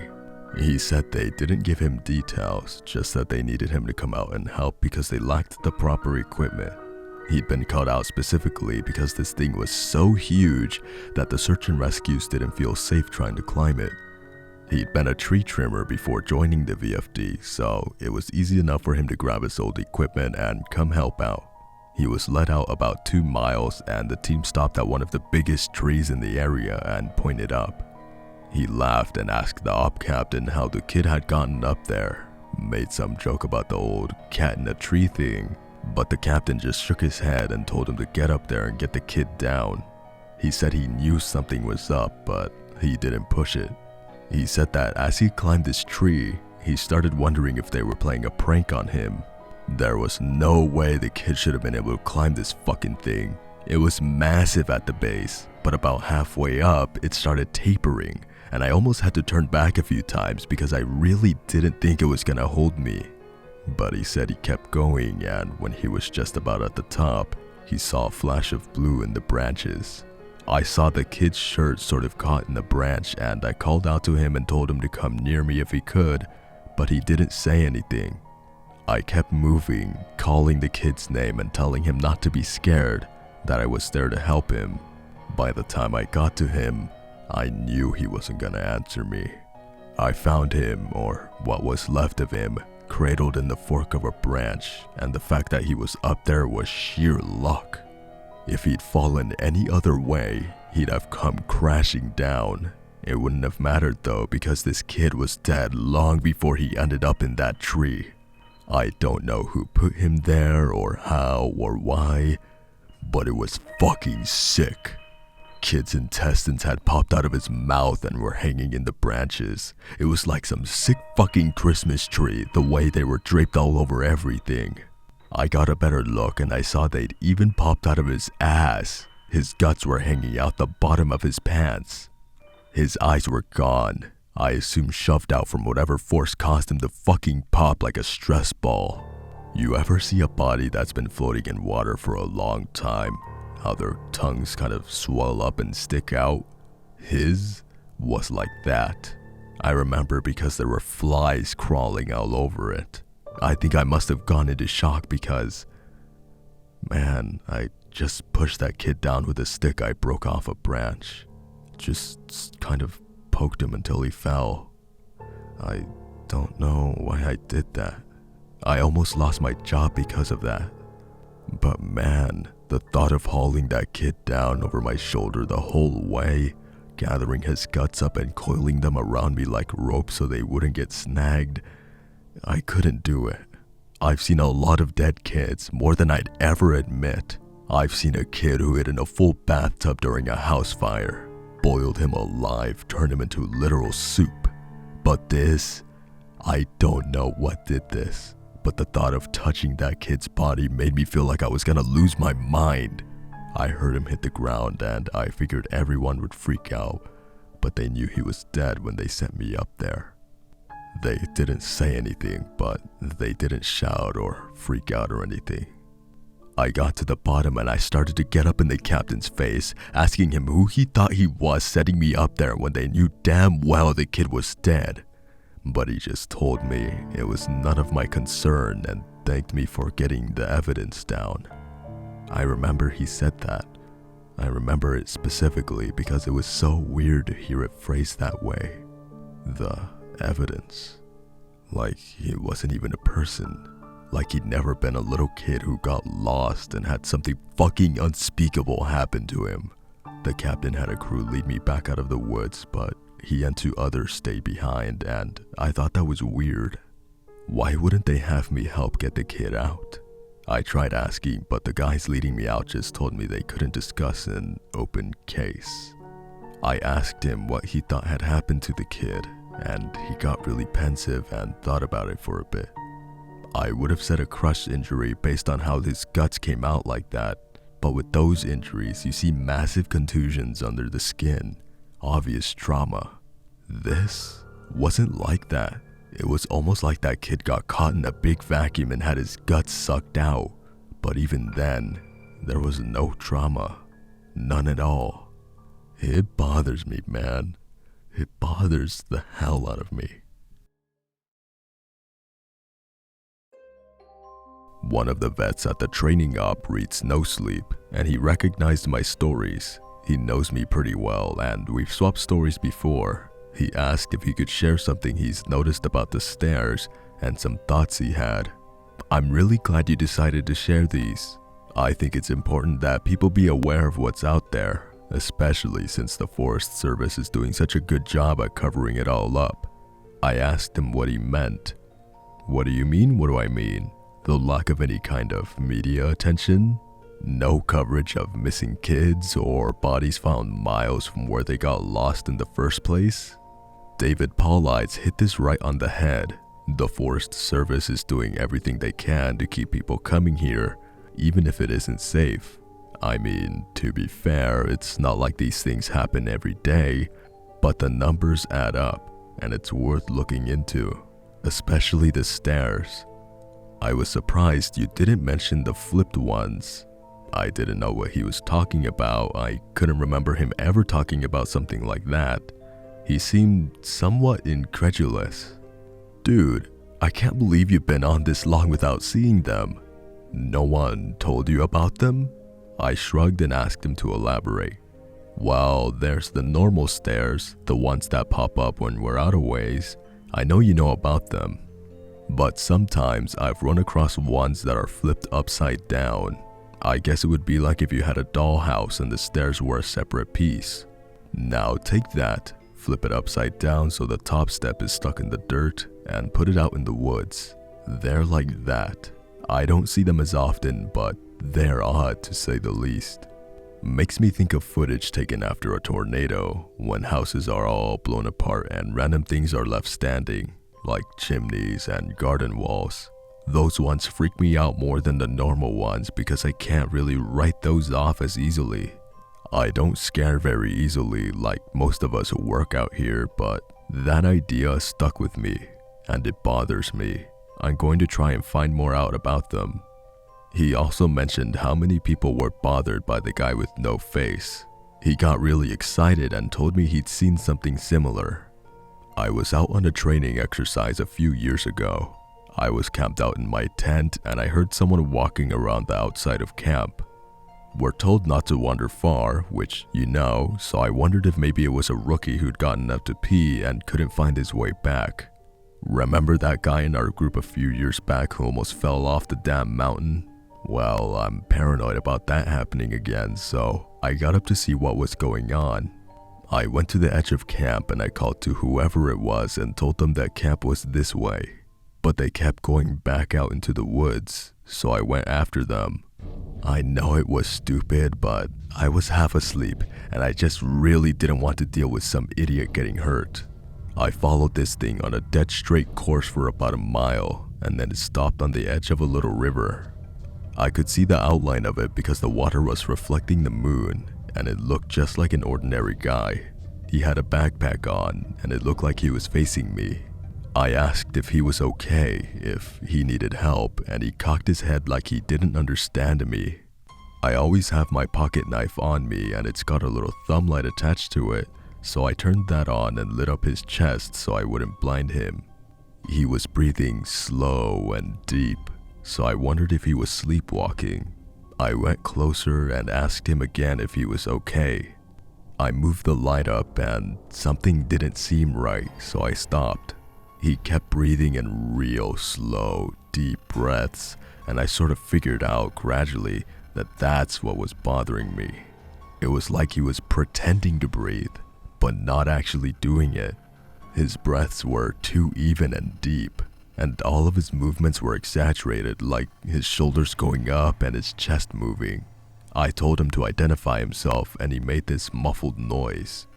I moved the light up, and I shit you not, this guy had no face, just smooth skin. I freaked out and I sort of fumbled my light, but I saw him move toward me, but he didn't actually move. I don't know how to explain it, but 1 second he was at the edge of the river and the next he was 5 feet from me. I never looked away or blinked. It was like he moved so fast my brain couldn't keep up. I tripped and fell on my ass, and I could see this line open up on his throat. It stretched up to his ears and his head tilted back, and he smiled at me with his throat. There wasn't any blood, just this gaping dark hole, and I swear he smiled at me with this gash in his throat. I got up and I ran as fast as I could back to camp. I couldn't hear him following me, but I felt like he was always right behind me, even though when I looked back I couldn't see him. I calmed down when I got back to camp. The fire was still going, and I guess that pack mentality of being with other people made me stop and breathe a little. I waited by the fire to see if he'd follow me there, but I didn't hear anything else for a few hours, so I went back to bed. I know it sounds weird, but the whole thing was just so surreal that it was almost like I immediately wrote it off as my imagination. We were telling ghost stories one night before bed just to scare each other and poke fun at whoever got creeped out. Most of the time it's the rookies, but one woman told a story that actually managed to get under my skin a little bit, and I know the same was true for others. She said it was true, but then again, every ghost story told around a campfire is true. Somehow, though, I don't think she was making it up. It had that ring of truth that only really traumatizing events have. She said that when she was a kid, she and her friend used to go out in the woods behind her house a lot. She lived in northern Maine where there's a lot of dense, unpopulated national forest. She said the woods up there aren't like they are here. They're so thick in places that the trees block out the sun almost completely. She and her friend grew up there, so they weren't scared of being out there alone, but they did always maintain a sense of caution in certain areas. She said it was never really talked about, but they always knew not to go more than a mile or two beyond their homes. The adults never said why, but it was an unspoken rule that no one ventured out that far. She and her friend made up stories about bears as big as houses that lived out there, and they used to scare each other by hiding and making growling noises while the others searched for them. She said one summer there was a series of awful storms that blew down a lot of trees and set one part of the forest a few miles behind her house on fire. Fire crews got it under control, but she said some of them came back not quite the same. It was like they'd been to war. You could tell who'd really gotten scared because they had the same look on their faces. I think it's called shell shock. My friend and I said they were like walking dead people. They didn't smile or say anything if you went up to them, and most of them left town as soon as everything was over. I asked my parents about it, but they said they didn't know what I was talking about. Once everyone was told the woods were safe again, my friend and I decided to try and hike out to where the fire had been. We didn't tell our parents where we were going, and it was pretty exciting to think that we were disobeying them like that. We hiked out about 2 miles or so, and we started seeing burnt trees and stuff. I remember my friend got really upset because we found the skeleton of a deer curled up under a tree, and I practically had to drag her away. She wanted to bury it, but I didn't want her touching it because its antlers were weird. I can't remember why. I just remember thinking that there was something wrong with them and I didn't want either of us going near it. The farther we went, the more burnt everything got. Eventually, there were no standing trees and it was like being on another planet. Almost nothing green, just brown and black everywhere. We were standing there looking at it all and we both heard someone shouting in the distance.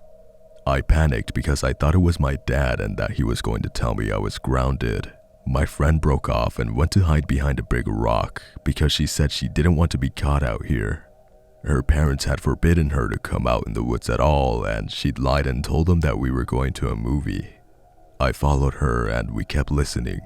I could hear this voice getting closer and I realized they were calling for help. I thought maybe it was some hiker who'd gotten lost and needed directions back to town. That used to happen all the time, so I was used to helping people out. I heard him following my voice, so I kept calling out until I saw him running in the distance. He got closer and I could see that his face was all red. I told my friend to give me her pack because she had a first aid kit. She made this noise like she was grossed out and she asked if I saw his face. I told her to shut up and I jogged up to meet him. I stopped about halfway and when he stopped in front of me, I could see that his nose and lips and part of his forehead were all gone. It was like they'd been sliced clean off. He was bleeding bad and I saw the knees of his pants were red too. I took a step back but I was too scared to move much and he grabbed my shoulders. It felt like I got a shock and he jerked back. He started babbling and I couldn't tell what he was saying except that he was asking me how long he'd been gone. He asked me where his unit was, but I just shook my head. He looked me over and saw my Walkman and he screamed. He just kept babbling and touching his face, and I realized he wasn't wearing the right clothing. He had some kind of weird gray cloth jacket and almost formal pants on, and the jacket had these weird buttons and red borders on it. I kept shaking my head and I told him I couldn't understand what he was saying. I went to open the first aid kit, but he just screamed again and said the only thing I could really understand. "Don't touch me. You'll make me go back there." After that, he ran off and I could hear him screaming the whole time. When I couldn't hear him anymore, I turned around and my friend was crying. I just turned around and started walking back toward town. She asked me over and over what had happened and who that was, but I didn't say anything. When we got home, I told her I didn't want to play in the woods with her anymore. We're still friends, but we don't talk about that guy. Not ever. I'll update as soon as I'm able, guys. I appreciate the continued support.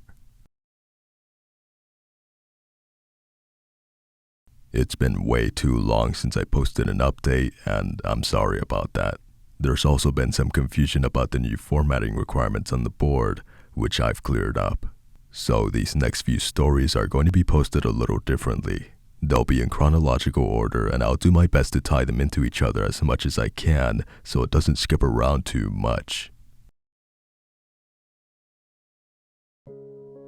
When I first started out as a rookie, no one had told me a lot about the job in terms of weird things that could happen. I'm assuming this was largely to prevent me from freaking out and abandoning the park. But a few months into my service, when I was still a rookie, a friend and I were drunk at a party and he opened up a bit. Yeah, it can get a little crazy out there, I guess. I think the worst ones are the ones where people die when they just shouldn't, you know? Or when we find them dead like 10 minutes after someone says they saw them last. They were fine when I passed them on the switchback, I swear. That sort of shit. Like, take this guy who I found one spring out on a really popular trail. Someone comes into the VC freaking out about some guy who's lying in the middle of the path in this giant pool of blood. So we run out there and we find this guy dead as a doornail, which he absolutely should be because the back of his head is like mashed potatoes. The skull is decimated, brains are leaking out like custard filling, and the guy's old, so you figure, yeah, he probably fell and hit his head. Old people fall all the time, it's no big deal. Except that this area where he fell doesn't have any big rocks. There's not even any stumps or big branches, and on top of that, there's no blood trail, so he clearly died where he dropped. Now that's when you turn to murder, but there were people just out of line of sight with the guy. If someone came up behind him and murdered him, there's no way someone wouldn't have heard. And again, even if someone had, there'd be a blood trail splattered all over the place. But everyone on the scene said it looked exactly like he'd fallen and smashed his head on a rock. So what the fuck did he hit his head on? And then there was this lady I found in a different park about 5 years ago, back when I was upstate. We found her in the middle of a stand of big junipers, curled around the trunk like she was hugging it. We pick her up to move her, and a fucking waterfall comes out of her mouth and splashes all over my shoes. Her clothes are dry and her hair is dry, but the amount of water in her lungs and stomach was phenomenal. Unreal, man. Coroner's report says the cause of death was drowning.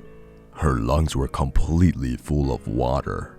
This, even though we're in the middle of the high desert and there isn't a body of water for miles. No puddles, no nothing. No signs of anyone else being out there. I mean, yeah, it's possible they were murdered, but why go out of the way to do it like that? Why not just stab him and be done with it? I don't know, it just sits weird with me. Now, of course, that freaked me out a little, but we were wasted and I guess I sort of wrote it off as a fluke. I also assumed there was exaggeration there since, you know, we were wasted. Now, I don't like talking about this next case very much. It was an awful one that I've done my best to forget about, but of course, that's easier said than done. This happened about 6 months after the conversation with my friend at the bar, and up until that point, I haven't had a lot of really weird shit go down. A few things here and there, and of course the stares, but it's amazingly easy to get used to stuff like that when it's treated as if it's normal. This case was a little different. A guy with Down syndrome in his 20s went missing after his family lost sight of him on a major path. That was odd in and of itself because this guy never left his mom's side. She was absolutely convinced he'd been kidnapped and, unfortunately, a ranger who isn't with the park anymore insinuated that no one was going to kidnap someone. Well, with that kind of disability, not very tactful to say the least. We wasted a lot of time trying to calm her down enough to get information about him, and then we put out an official missing persons call. Because of the urgency of the situation, him being mostly unable to function alone, we had local police come in and help us. We didn't find him the first night, which was heartbreaking. None of us wanted to think of him being alone out there. We assumed he just kept wandering and was staying ahead of us. We brought out helicopters the next day and they spotted him in a little canyon. I helped bring him back up, but he was in bad shape, and I think we all knew he wasn't gonna make it. He'd fallen and broken his spine and couldn't feel his lower half. He'd also broken both his legs, one at the femur, and he lost a lot of blood. He was confused and scared while he was alone, so he'd probably exacerbated the injuries by dragging himself a little ways. I know it sounds awful, but while I was riding in the copter with him, I asked him why he'd wandered off. I just wanted something to tell his mother, to let her know it wasn't her fault because he was fading fast and I didn't think she'd get to ask him herself. He was crying and he'd said something about how the little sad boy had wanted him to come play. He said the little boy wanted to trade so he could go home. Then he closed his eyes, and when he woke up again, he was in the canyon. I'm not sure that's exactly what he said, but it was what I thought the gist of it was. He kept crying, asking where his mommy was, and I held his hand and tried my best to keep him calm. It was cold out there. He kept saying that. It was cold out there. My legs was frozen. It was cold out there. It's cold in me. He was getting even weaker, so he eventually stopped talking and he closed his eyes for a while. Then, when we were about 5 minutes from the hospital, he looked right at me with these big tears running down his face, and he said, "Mama won't see me no more. Love Mama. Wish she was here." And he closed his eyes and he just never woke up. It was horrible, and I don't like talking about it. That case was one of the first ones that really rattled me badly. Because of how badly it affected me, I reached out to a senior ranger who ended up helping me through it. As time went on and we got to know each other better, he ended up sharing one of his own stories with me. It was disturbing, but it helped to know that I wasn't the only one affected by the things going on out there. I think this must have happened before you got here, because I think if it had happened while you were here, you'd have remembered it. I know it didn't end up in the news for some reason, but I think most people who've been here long enough know about it. The park sold off a portion of land to a logging company, and it was a really controversial thing, but it wasn't that large or old of a plot, and it was right after the recession, so we needed cash bad. Anyway, they were felling this plot of land and we get a call that we need to get our supervisors out right away.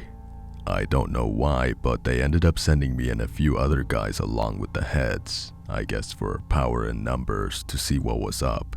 We got there and all these guys are crowded around the tree that they've just cut down. They're all pissed off and freaking out, and the foreman comes over and says he wants to know what we think we're up to. What the hell y'all think this is? Some kind of sick joke? You've got a lot of fucking nerve pulling this shit. We bought this land fair and square. Well, we don't know what the hell he's talking about, so he brings us over to this felled tree and points at it and tells us that when they cut it down, it was just like this, and they'll be damned if they put it there. The inside of the tree was all rotted out and hollow in one spot, and when they'd cut it down, it had exposed that chamber, and inside it is a hand. Like a perfectly severed hand, and it looks like it's actually fused with the inside of the tree. Well, now we think they're pulling a joke, so we tell them that we don't like being fucked with, and we start to leave, but they tell us they've already called the cops and that they'll go right to the media if we don't stick around. Well, that gets the heads' attention, so they stick around and talk to the police about it. Everyone is denying that they put the hand in there, and besides, how would anyone have even done it? It's clearly a real hand, but it's not mummified or skeletal. It's brand new, probably not even a day old.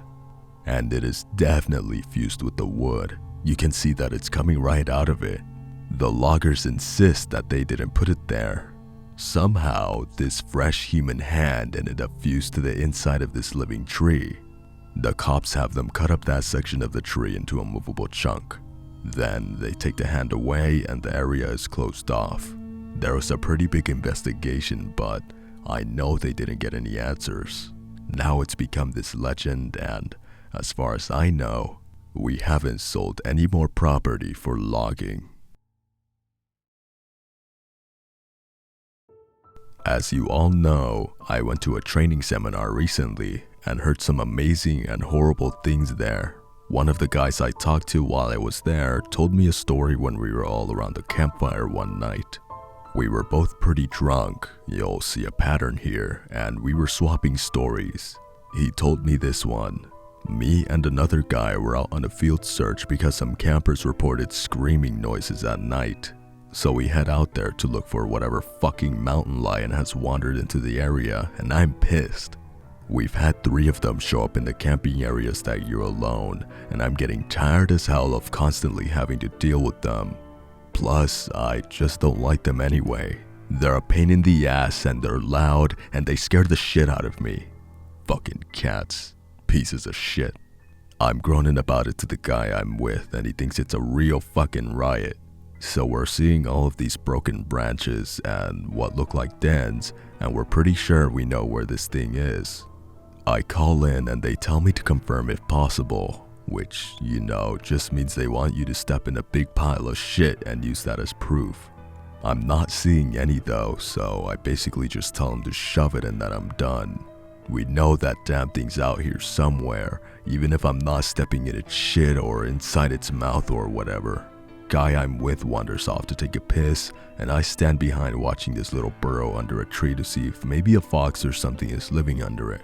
Cause I love foxes, man. They're cute as hell. But anyway, I'm watching this tree and I start hearing branches cracking and it's coming from the direction my partner went opposite of. Now, I've got my pistol, but you and I both know that's not gonna do shit against a big cat. I cock it and holler for my partner to get his dumb ass back, but he's too far and he can't hear me.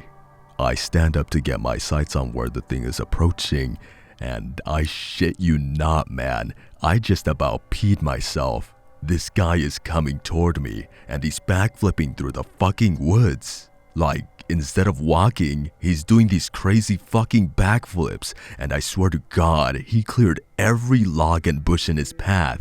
It was like he knew right where he was going. I yell at the guy to stop right where he is, that I'm pointing a gun right at him, but he keeps coming, and I just kinda lost it. I shot at the ground in front of him, and it was a dumb thing to do, but man, I didn't want this guy anywhere near me. When I fired, he was about 50 yards from me, and as soon as the gun goes off, he whirls around and takes off, backflipping back into the woods. My partner hears my gun go off and runs back and asks what's up, and I tell him there's some fucking weirdo out here hopped up on God knows what and we need to get the hell out of Dodge. I let the cops know what happened and I didn't get in any trouble for firing, but man, I don't know what that motherfucker was on, but I've never seen anything like that before. Shit was absolutely buttfuck crazy. I think we can agree that there's stuff going on out here in the woods, and while I'm not going to spout off about what it could be or offer any theories, what I want people to take away from all of this is that it is so damn important to be safe when you're out there. I know a lot of you think you're invincible, but the fact is that you can die out there, or be hurt, or go missing. It's easier than you'd ever imagine. I apologize for this relatively short update, guys. I will do my absolute best to continue this series as soon as possible. Thanks for all your continuing support. It means the world to me. One of the topics that I get asked about a lot here and in real life involve things like the rake, the Wendigo, and other related legends. I can't honestly say that I know a lot about any of them, but based on some light reading I did, I can say that I've heard stories that seem to be loosely related to them. You've heard the old adage that legends like that come from somewhere, and I'm sure that's true, but as you all know, I do try to take things with a grain of salt. You have to out here. It's sort of like working in a hospital, I'd imagine. You could spend all day thinking about how many people have died there and how there are probably ghosts or whatever you want to call them all over the place. But it doesn't do you any good. It just makes it harder to do your job. I think a lot of us feel that way, and that's why we try to just go about our work like everything is fine. Once you get paranoid, there's not really any going back, and a lot of cadets quit because of it. My park especially seems to have a high turnover rate because the cadets graduate and get so freaked out about everything, and they can't seem to let it go. You have to learn to internalize things and shut off. I've talked to Katie a bit about her experience because I wanted to know what she thought about the Wendigo. She didn't really have anything in particular to say about it, aside from she didn't want to think about it that much. But she told me a friend of hers had something similar happen. I contacted this person, H, over Skype, and they agreed to talk to me a bit. They're aware of my work here, and they're fine with me posting the story exactly as they wrote it. I grew up in Central Oregon, and there's a reservation called Warm Springs about 2 or so hours from where I lived. I only mentioned that because a lot of people in my area have friends there, and a lot of the land in that area belongs to that tribe. When I was a kid, we used to go camping up there. Not on the res, of course, but in that area, and I met a lot of kids who grew up there. I got to know one kid really well. His name was Nolan, and we ended up hanging out a lot when our families were in the area. Our folks got to know each other, so we'd all get in touch and camp out around the same time. We'd camp for about 2 weeks, so we were out there for a long time. I asked him if he camped in an RV. Yeah, my dad had one, so I guess it wasn't really camping, but we'd take our tents and stuff and set them up out away from camp most nights. I didn't like sleeping in there because I like being outside. We talked for a bit about camping. So anyway, one year Nolan and I were out there. I think we must have been like 12 or so. We wanted to go out and camp near the river because we wanted to try night fishing. I think we must have been about 1/3 of a mile from the main camp, far enough away that we couldn't hear or see anyone else. I remember that. We were messing around most of the day, so I don't really remember much about it, but we ended up building a fire at some point, and I was really impressed because Nolan had this flint or something that he used to start it. I'd never seen anyone do that before, so I thought it was pretty cool. I got him to teach me how to do it, and we lit some stuff on fire, which, looking back, was really stupid because it was the middle of fucking summer, and if I remember right, the fire warning was either at yellow or orange. But thankfully, we didn't start anything major, and when it got dark, we sat around and talked about whatever it is 12-year-olds talk about. I don't really remember. What I do remember is that at some point, he looked over my shoulder at the river and asked me if I could see something. The way our camp was set up, we were about 10 feet from the river and we were at the widest point, so it was probably about 20 feet to the other bank. It gets hot up there in the summer, but the water's still cold, which is important. I look over my shoulder and I could see something wading into the river on the other side. From where we were, it looked like a deer, but we couldn't really tell because of the fire. I got up to look closer and I saw a pair of antlers, so I figured it was a buck. But I thought it was weird that it was wading into the river, and it was definitely heading for us. I asked Nolan what he thought we should do. He's looking at the fire with this weird expression and he tells me to sit down and shut up, so I do. Because I'd never seen him act that way before. He's whispering at me to ignore it and to just keep talking like we were, but I couldn't think of anything to say. He was saying something about an episode of some show, but I could hear the deer coming through the water, so I wasn't really paying any attention, and I kept trying to see over his shoulder. But every time I did, he'd sort of hit me on the arm and make me look at him. I wasn't really scared, I remember. I was just sort of confused. But then I hear the deer come out of the water, and I could kind of make out what it looked like. And I realized it wasn't a deer, because whatever it was walking on 2 legs. I started to get up. I was super freaked out, but Nolan just yanked me back down and talked louder about this television show, and I could tell he was just as scared as I was, probably even more. He leaned in and poked the fire with the stick, and he whispered that, whatever I do, I can't speak to it. I could see it come closer, and it stood right behind Nolan's back. I was about ready to pee my pants, and I think I'd probably have run if I'd been alone, but I didn't want to leave Nolan, so I kept sitting really still and sneaking glances at it. It wasn't that tall, but the way it carried itself was just wrong. Like its center of balance was screwed up. I can't really describe it, but it was kind of like it kept shifting too far forward. It just stood there behind Nolan for a long time, and eventually Nolan ran out of things to say, and we just kind of sat there for a second. The fire was making noise, but I thought I could hear this thing talking in a really low voice. I couldn't hear what it was saying, and I leaned forward a tiny little bit, and I actually did pee my pants when it leaned forward too. I couldn't see its face, but I saw its eyes. They were cloudy and milky, and if you want to know what they look like, find that scene from Lord of the Rings where Frodo falls in that lake and all the dead people are floating toward him. That's what its eyes look like.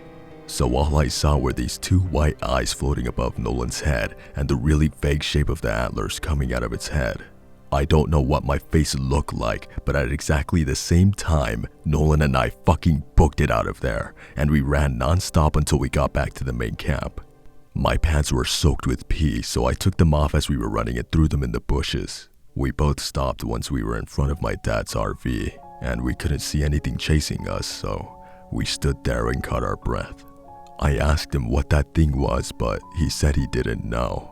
He said his grandpa had only warned him that if anything ever came up to him when he was out in the desert, he was never, ever supposed to talk to it or listen to anything it had to say.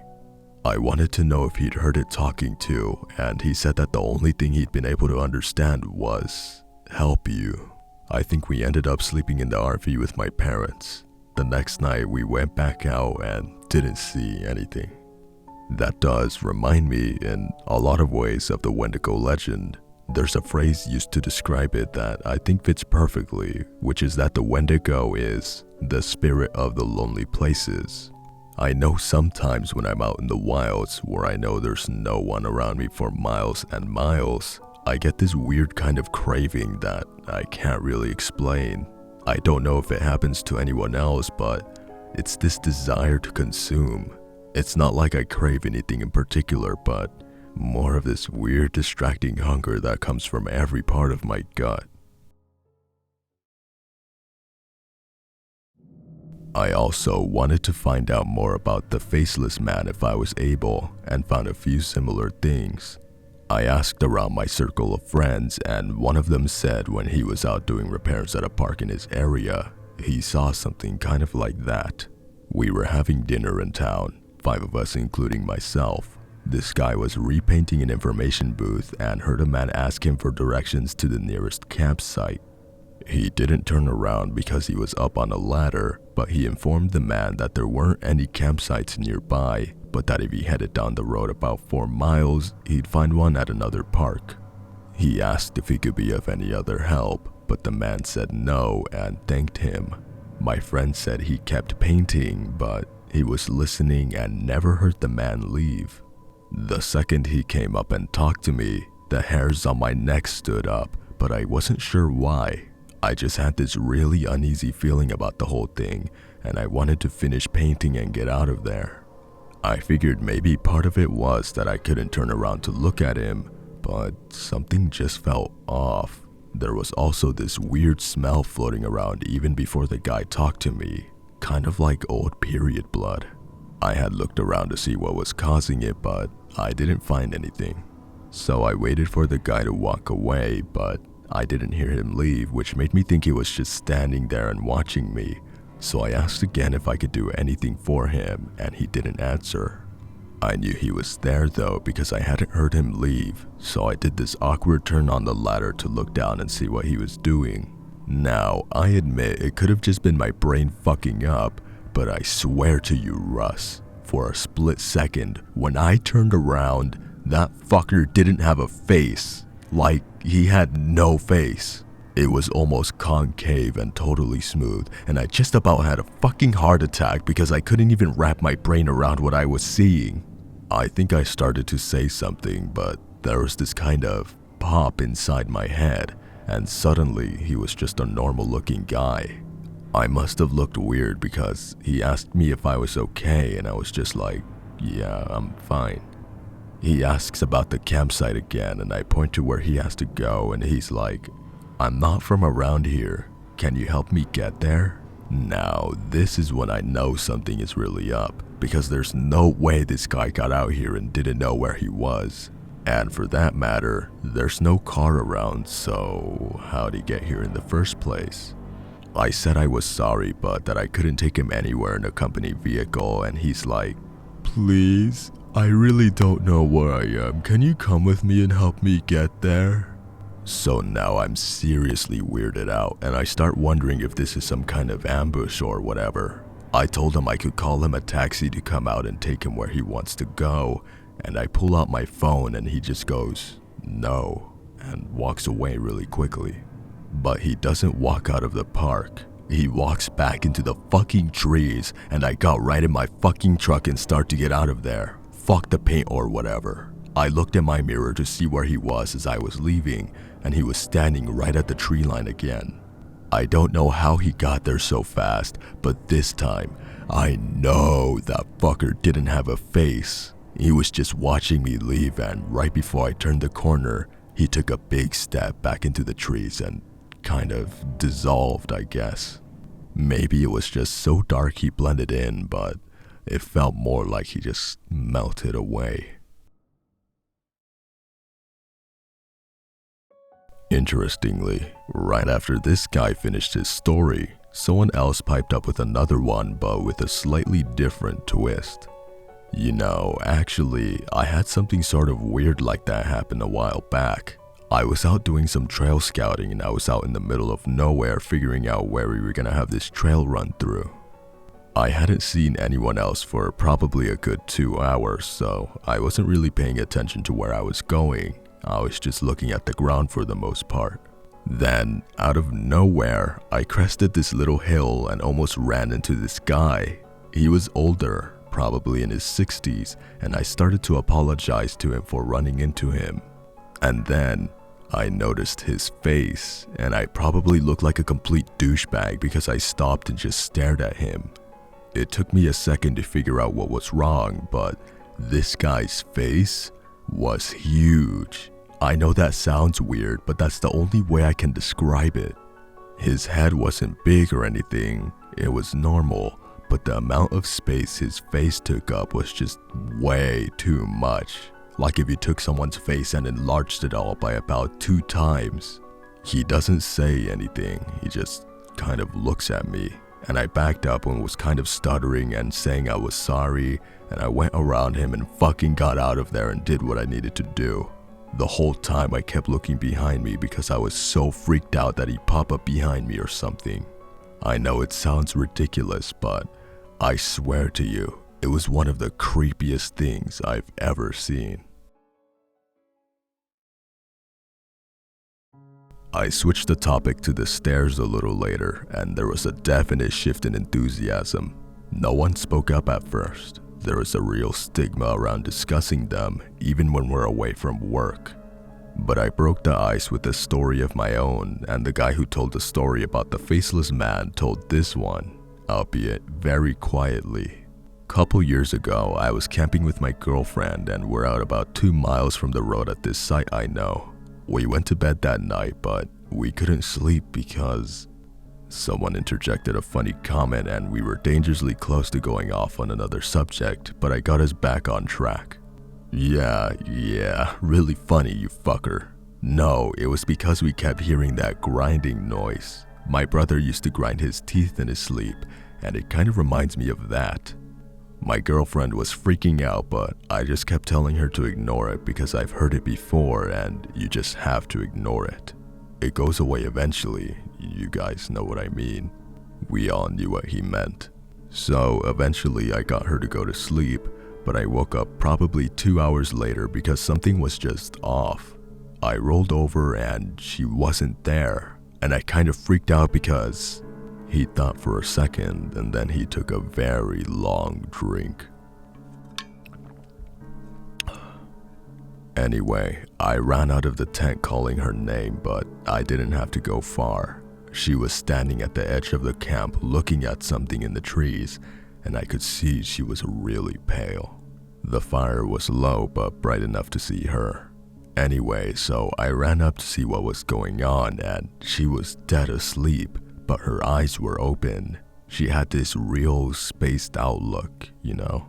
So I put my arm around her to lead her back, but she wouldn't move. She just said really quietly something like, "I have to go now, Eddie.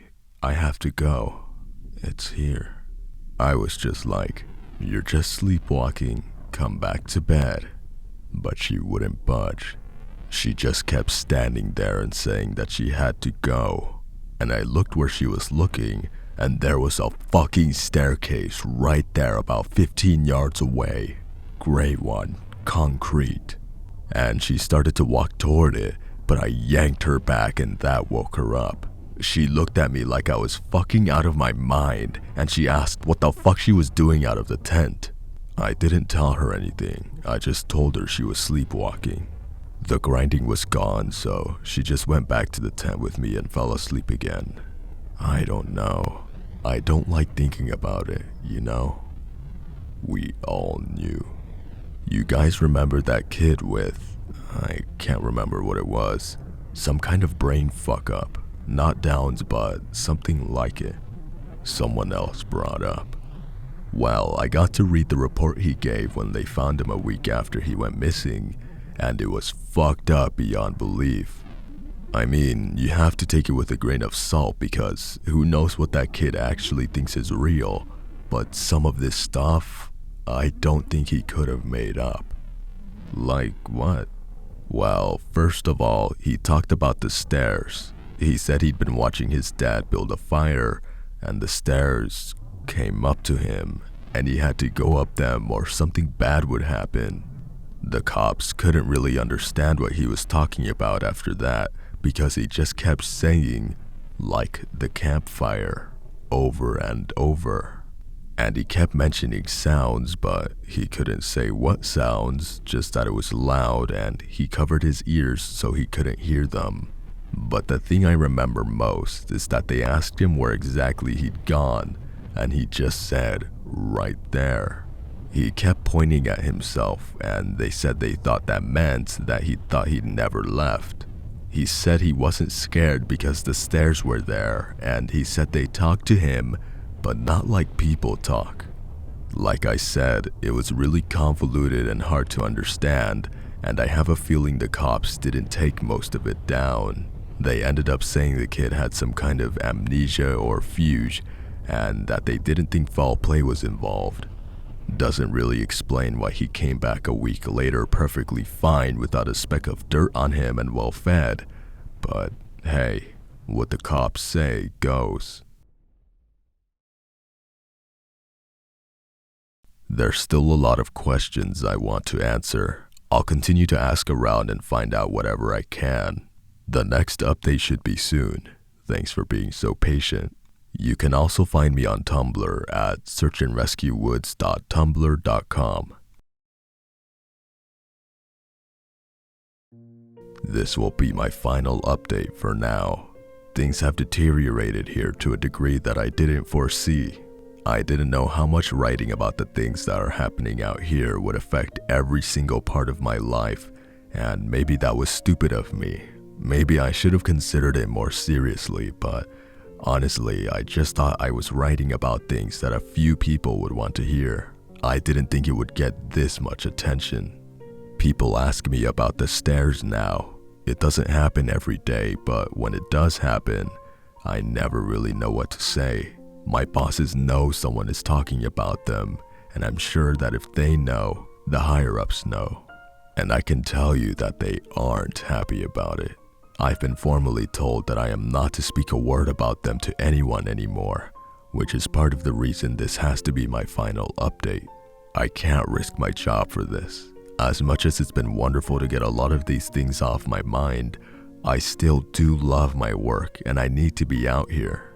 If anything, my being aware of what's really going on is enough reason to stick it out. I may not be able to tell people that they're out there, but if I see them, I can direct traffic away to somewhere safer. Because of the amount of attention the stories have gotten, I've heard a lot of stories being swapped back and forth. I've heard so many I can't even remember most of them. The ones I do remember are the ones that I wish I could forget.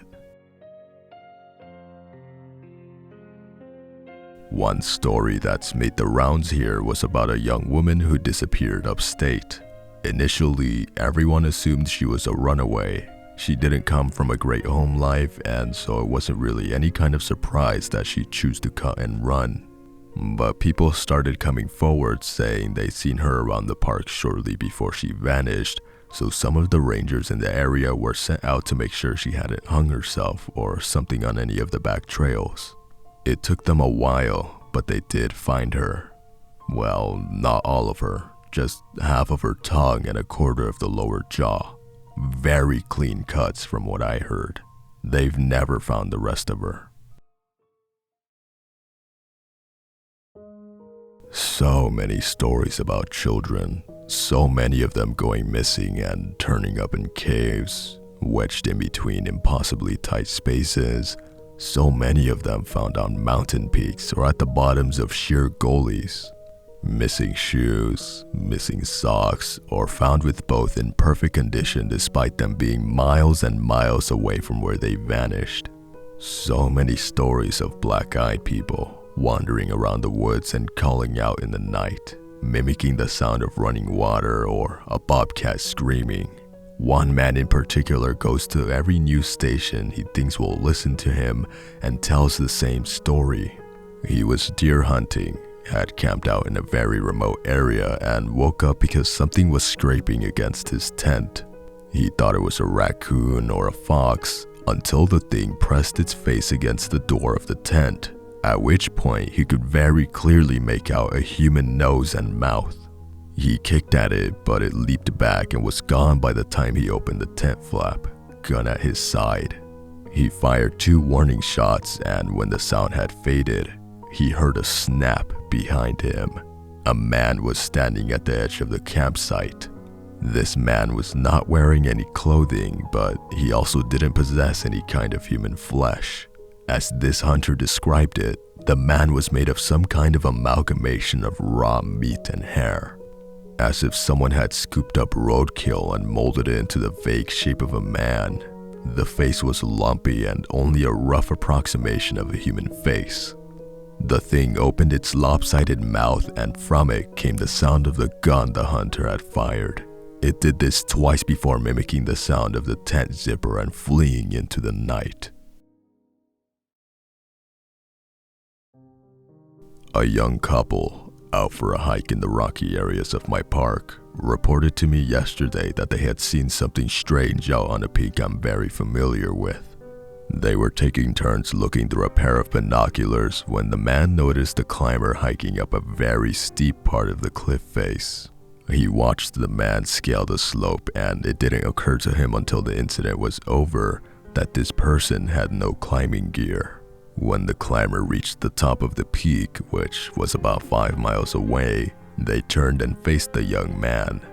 He said that whoever or whatever this person was looking right at them. The climber waved in an exaggerated manner before snapping in half at the waist, sideways, and leaping off the peak. The young man didn't see where the climber landed. I sent them on their way with assurances that I'd check it out. I lied. I won't be turning in a report because there are 10 others exactly like it. The climber is well known in that area. I don't question it anymore. There are so many things I won't ever be able to understand about my job, and it would take me years to relate all of the things I've heard in the last few months.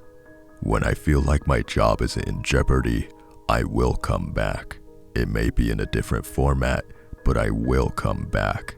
Thank you all for sticking by my side and enjoying the things I've talked about. If you go out into the woods, I encourage you to be safe. Bring water, food, survival equipment. Let people know where you're going and when you'll be back. Don't go on uncharted paths unless you know exactly what you're doing. And above all, don't touch them. Don't look at them. Don't go up them. Edit. I realize I probably should have mentioned this at the beginning.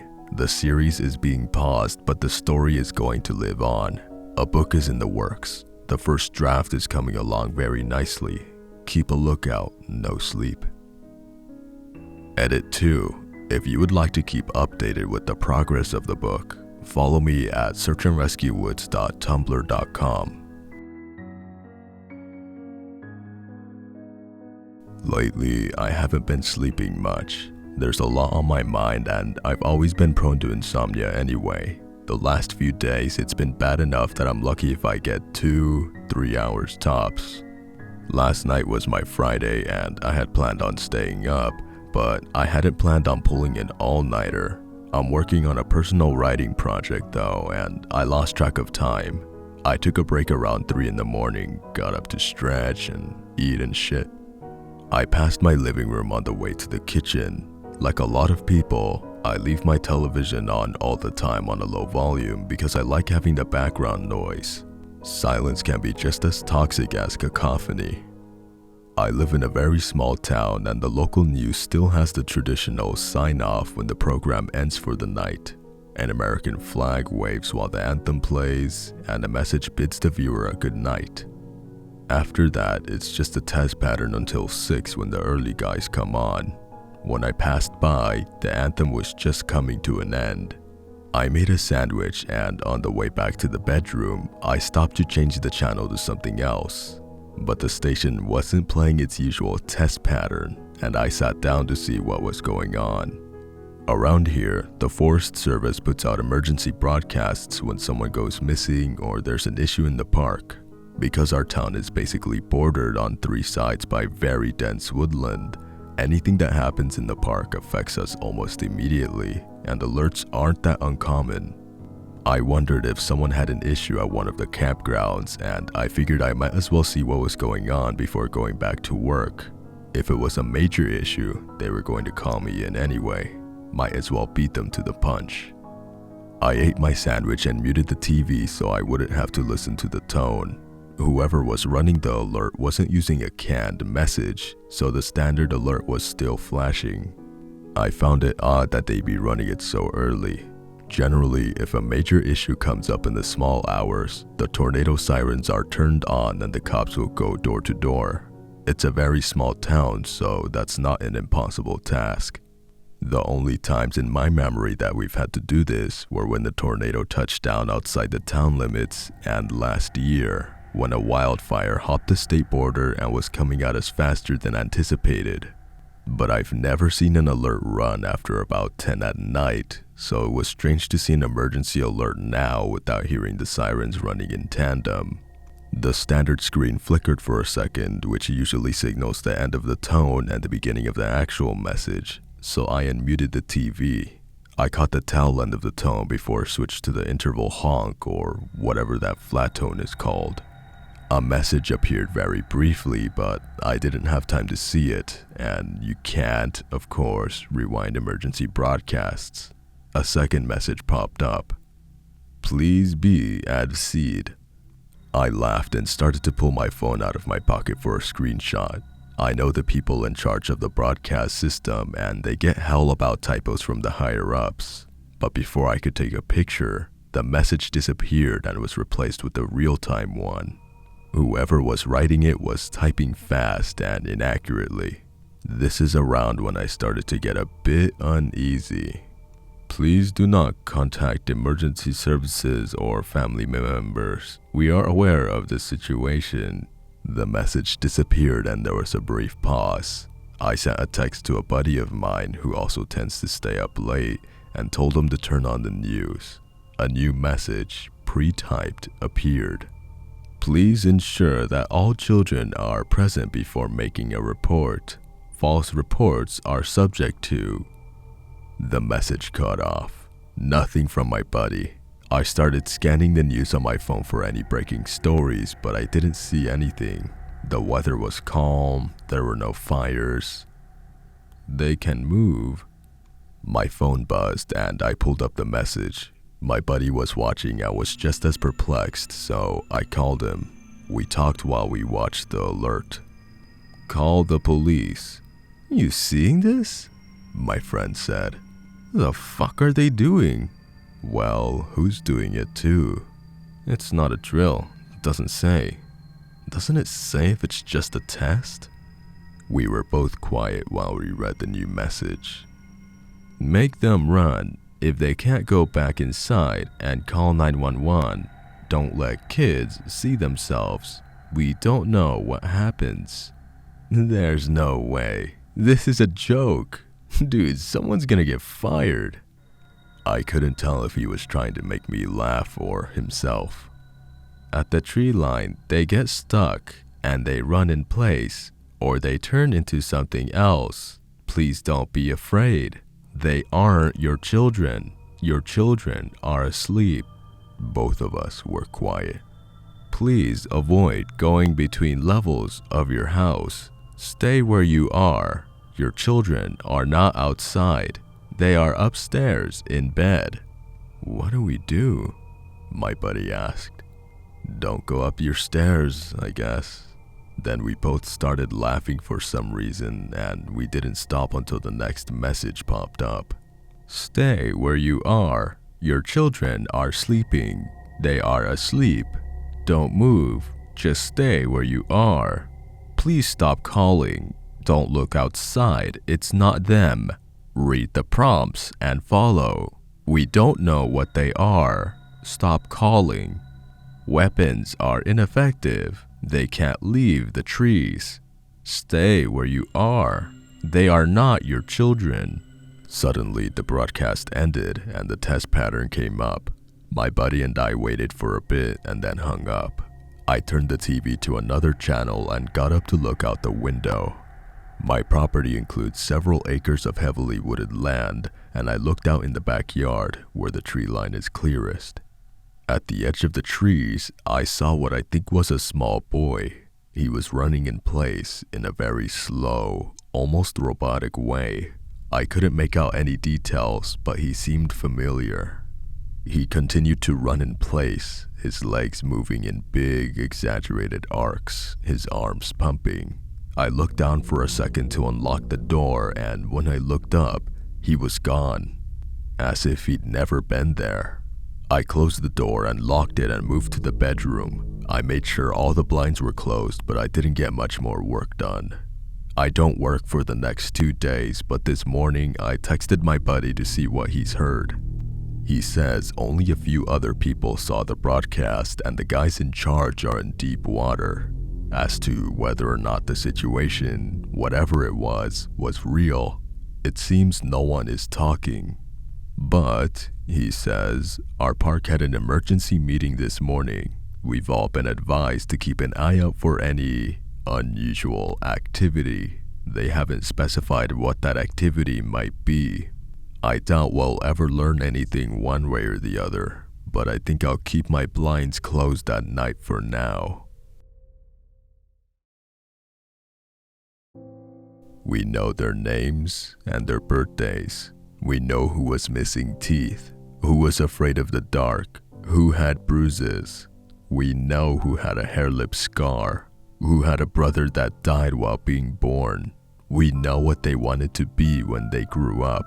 We can fill books with what we know, but what we don't know are the only things that matter to us. We've retraced our steps and gone over every piece that we have, but in the end, it doesn't add up to anything.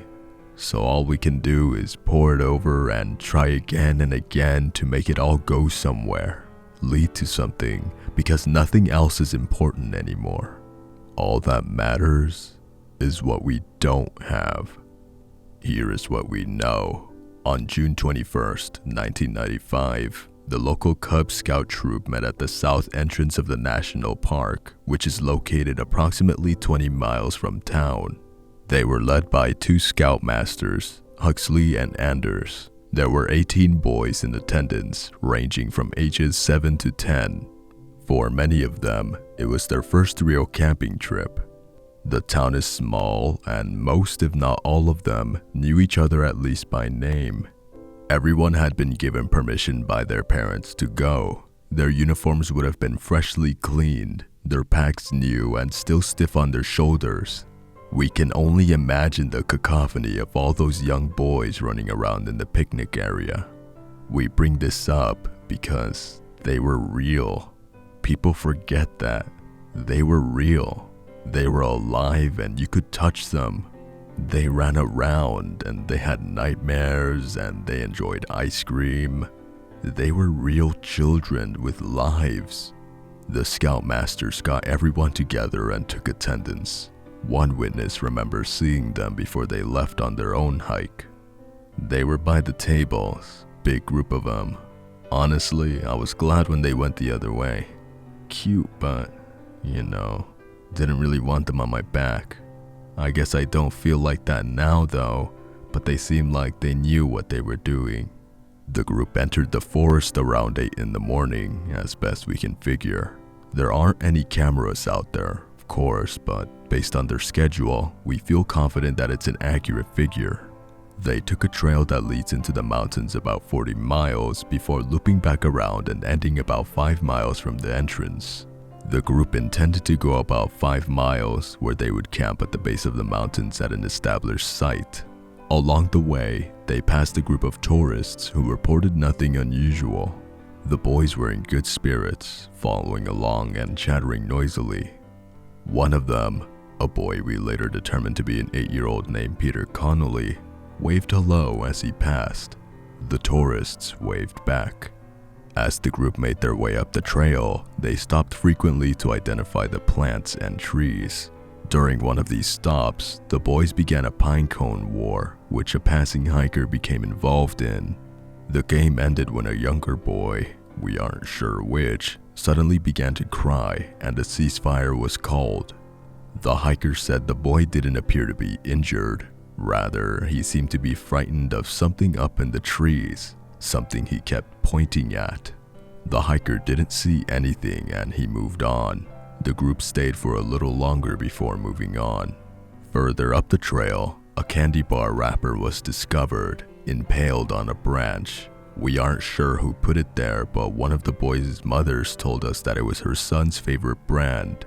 He really likes them. I keep them in a drawer so he can have one after school. You can't find them here. You have to go to Denali's up in Bridgeport.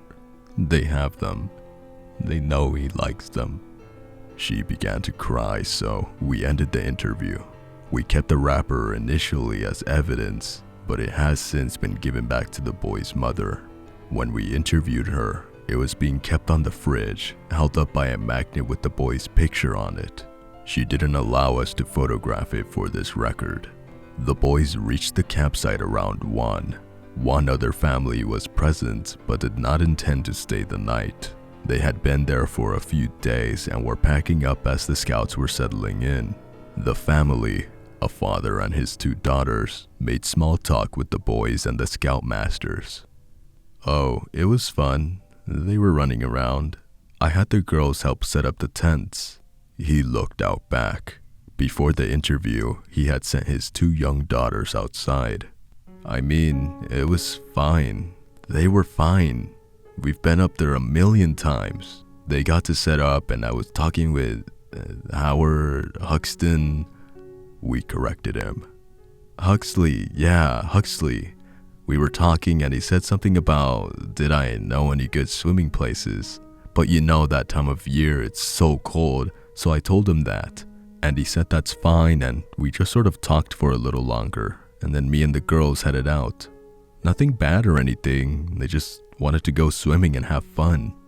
From this point, we don't have any official record of what the group did. We know, based on what was left behind, that the tents were put up and a fire was started. Sticks were found with blackened tips, so at least a few of the boys roasted things in the fire.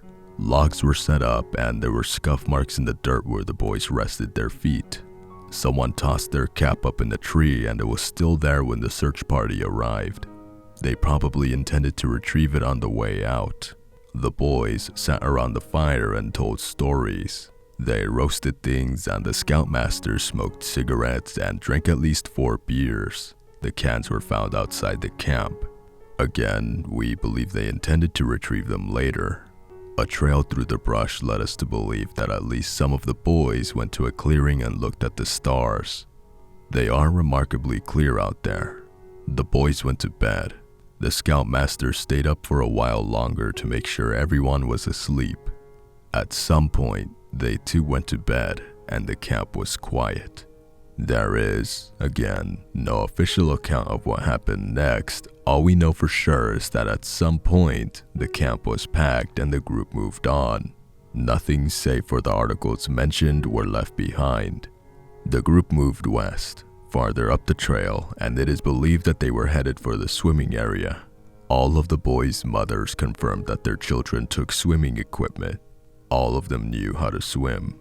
Whether they actually went, of course, we aren't sure. But we can imagine the group winding up the trail, the boys in a line, talking to each other and singing songs. The boys would be looking forward to swimming, to spending another night out in the woods. Their spirits would have been high. They would have eaten a good breakfast of eggs and hot dogs, which makes it all the more heartbreaking that at some point, along the trail on June 22nd, all 20 people in the group vanished. The group was due back that afternoon. Parents began arriving around 3, and when the group still hadn't shown up by 5, a few of them decided to hike a ways up the trail to see what had delayed them. After hiking almost 3 miles and having seen no sign of them, they realized that something was wrong and they hurried back to the entrance. The call came in at approximately 6, and by 7, the park was swarming with police and rescue. Those of us in town were quick to learn about it. Word traveled fast, and the hysteria that came along with it was almost intoxicating. Within minutes, it seemed, the town was full of police, park rangers from neighboring counties, search teams, large German shepherds on leashes being led to the entrance, their noses to the ground. The search itself was massive and encompassed 10 miles of the park, much further than anyone was realistically expected to have traveled. Dogs were taken now, given multiple scents to work with in all directions. There was, certainly, no lack of effort that could explain why nothing and no one has ever been found.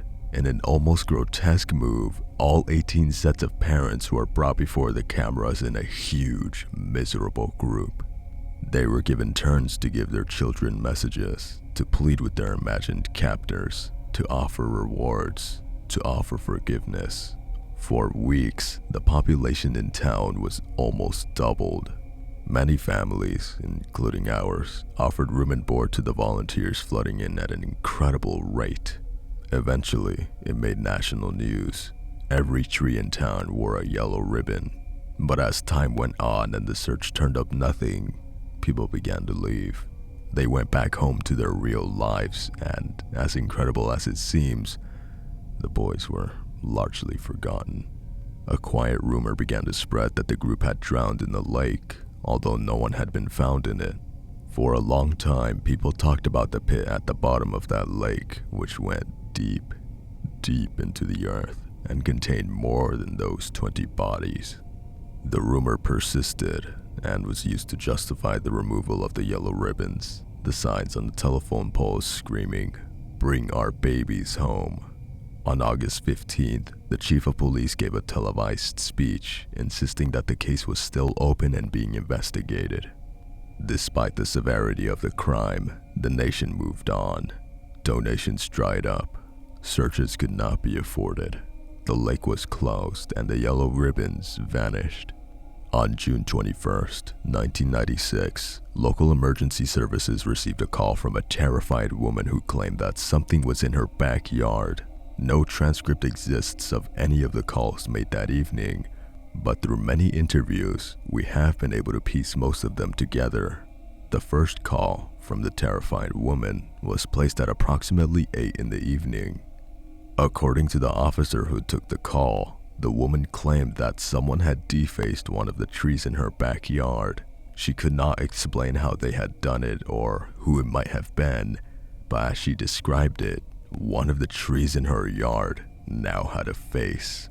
The face, she said, was screaming loudly and begging her to come outside and help it. She wanted the awful thing removed immediately. An officer was dispatched and went to the scene but discovered nothing. The woman could not explain where the face had gone.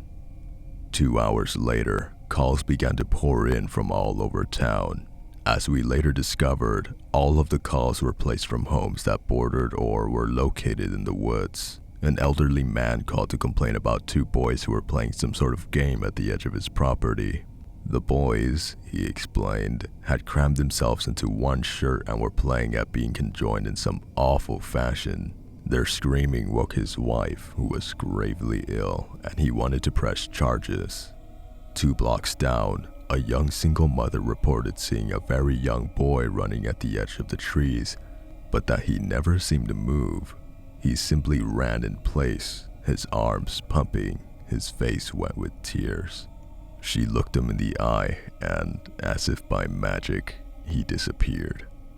1 mile away, on a property located within the forest, a hunter reported seeing a boy walking upside down through the air, almost 20 feet off the ground, carrying his own spine in his arms like a baby.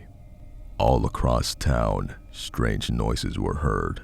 Muffled conversation, screaming, crying. A name was heard which was later connected to one of the missing boys. A woman reported hearing a strange repetitive sound that she likened to the sound a chainsaw makes when it strikes rock.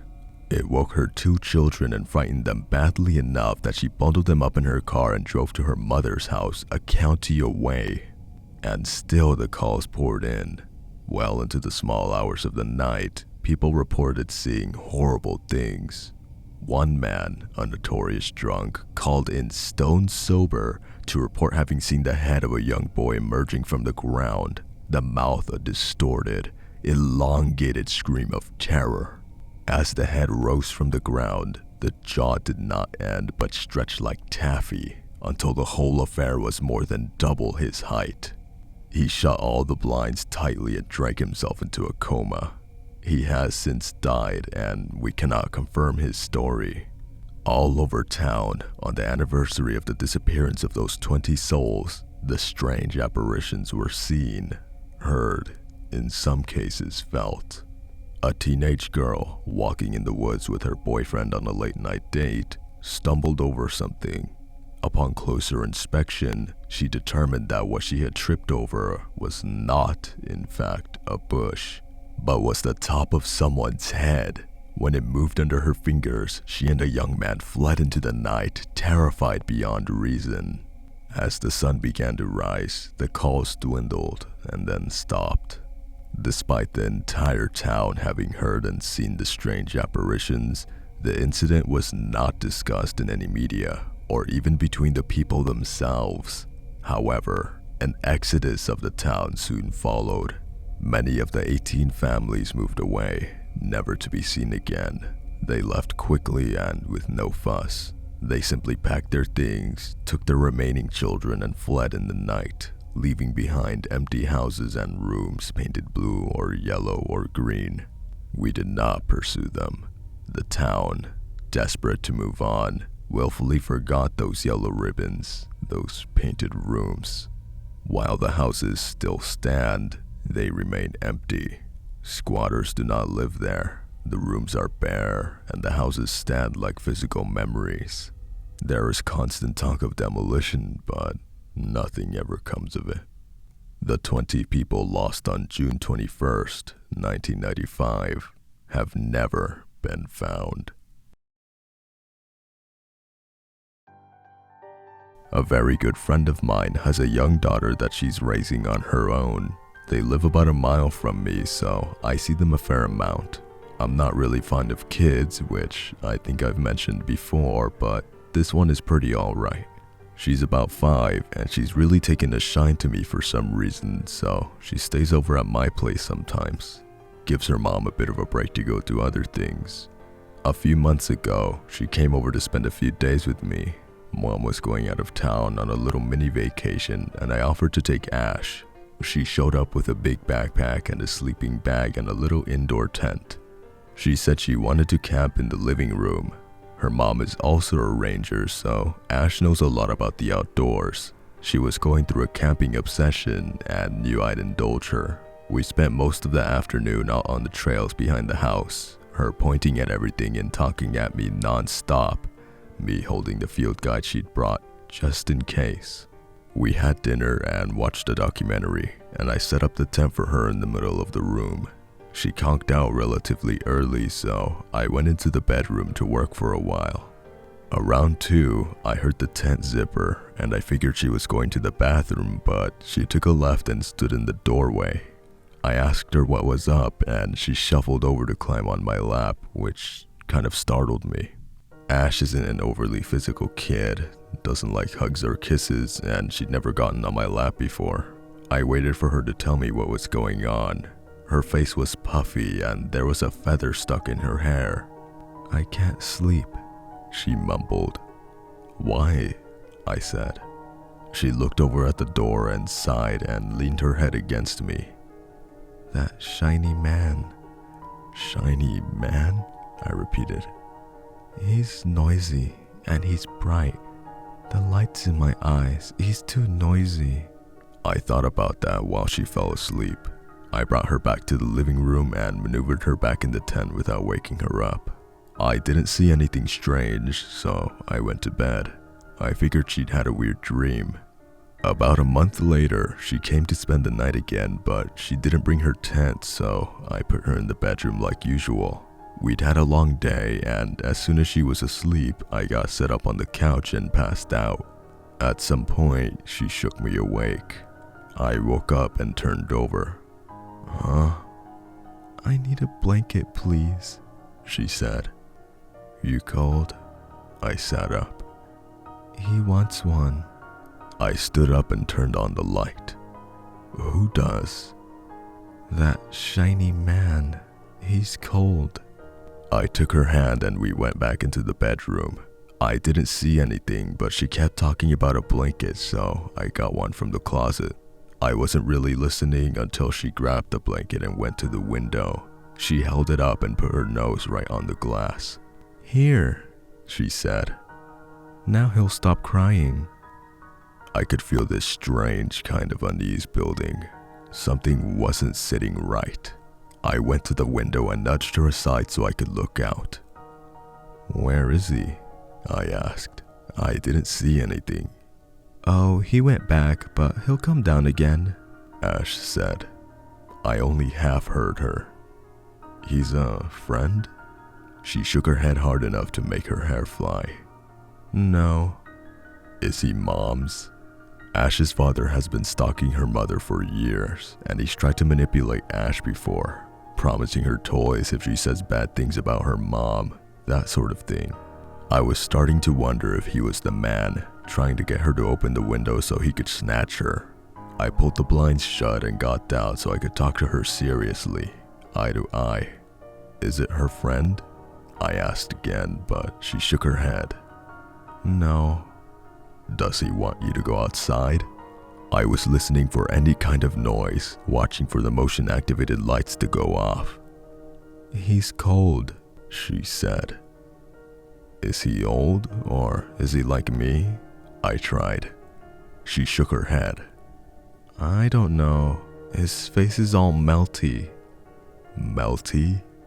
"It got melted on one side and now it's metal and shiny. He's cold. He won't let me sleep, So we have to give him that blanket, okay? I don't understand. What's shiny? I said. She took off towards the kitchen and I followed. She was going through one of the drawers and talking about how he was a sad man and she felt bad that he was cold. I heard a metallic wobbling sound and she stood up with a piece of tinfoil. She pulled one side of her face down with her hand, turning her lower eyelid out and yanking her mouth into an unsettling grimace. Then she pressed the tinfoil against her skin. Like that, she explained. But it's watery and sometimes he spits it out. She stood there with half her face pressed to the tinfoil and I had no idea what to say except to ask the obvious. Where does he come from? She dropped the foil and went to the bedroom. She pressed her nose against the window again. He comes down from there. And he was window and he was, I'm cold, but he's all steaming and shiny. We both looked out the window, but the yard was empty.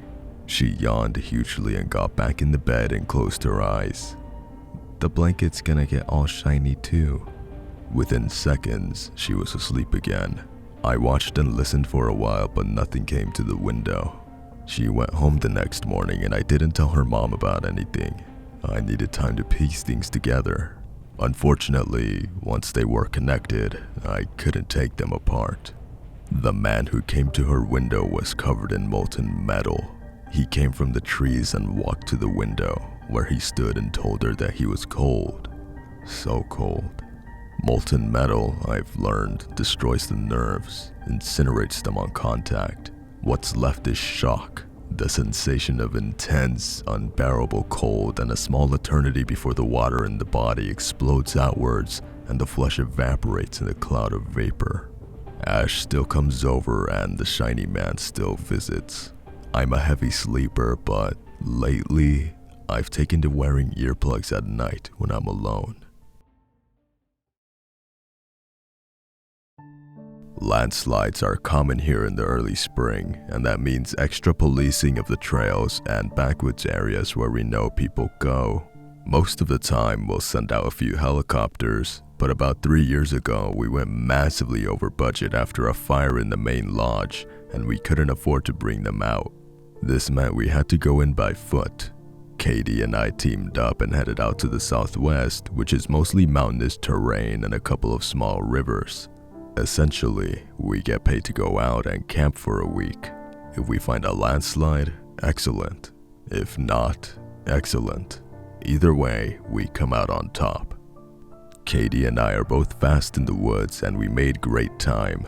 Our designated quadrant was about 15 miles from the trailhead, relatively close, but not frequently used due to the steep incline. Both of us are familiar with the area and we were in good spirits. We camped out about a mile from our target to eat dinner and turn in early. This was back when I still slept relatively well, so I fell asleep with no real issue. KD said it took her about 5 minutes to wake me up. She was crouched over my bag with her hair in all directions and her eyes slightly unfocused. "Stop," I said, pushing her hands away. She blinked and frowned. "Something's yelling," she mumbled. "You got the blinker?" I didn't understand what she wanted, so I tried to tell her she was sleepwalking, but she kept insisting on the blinker.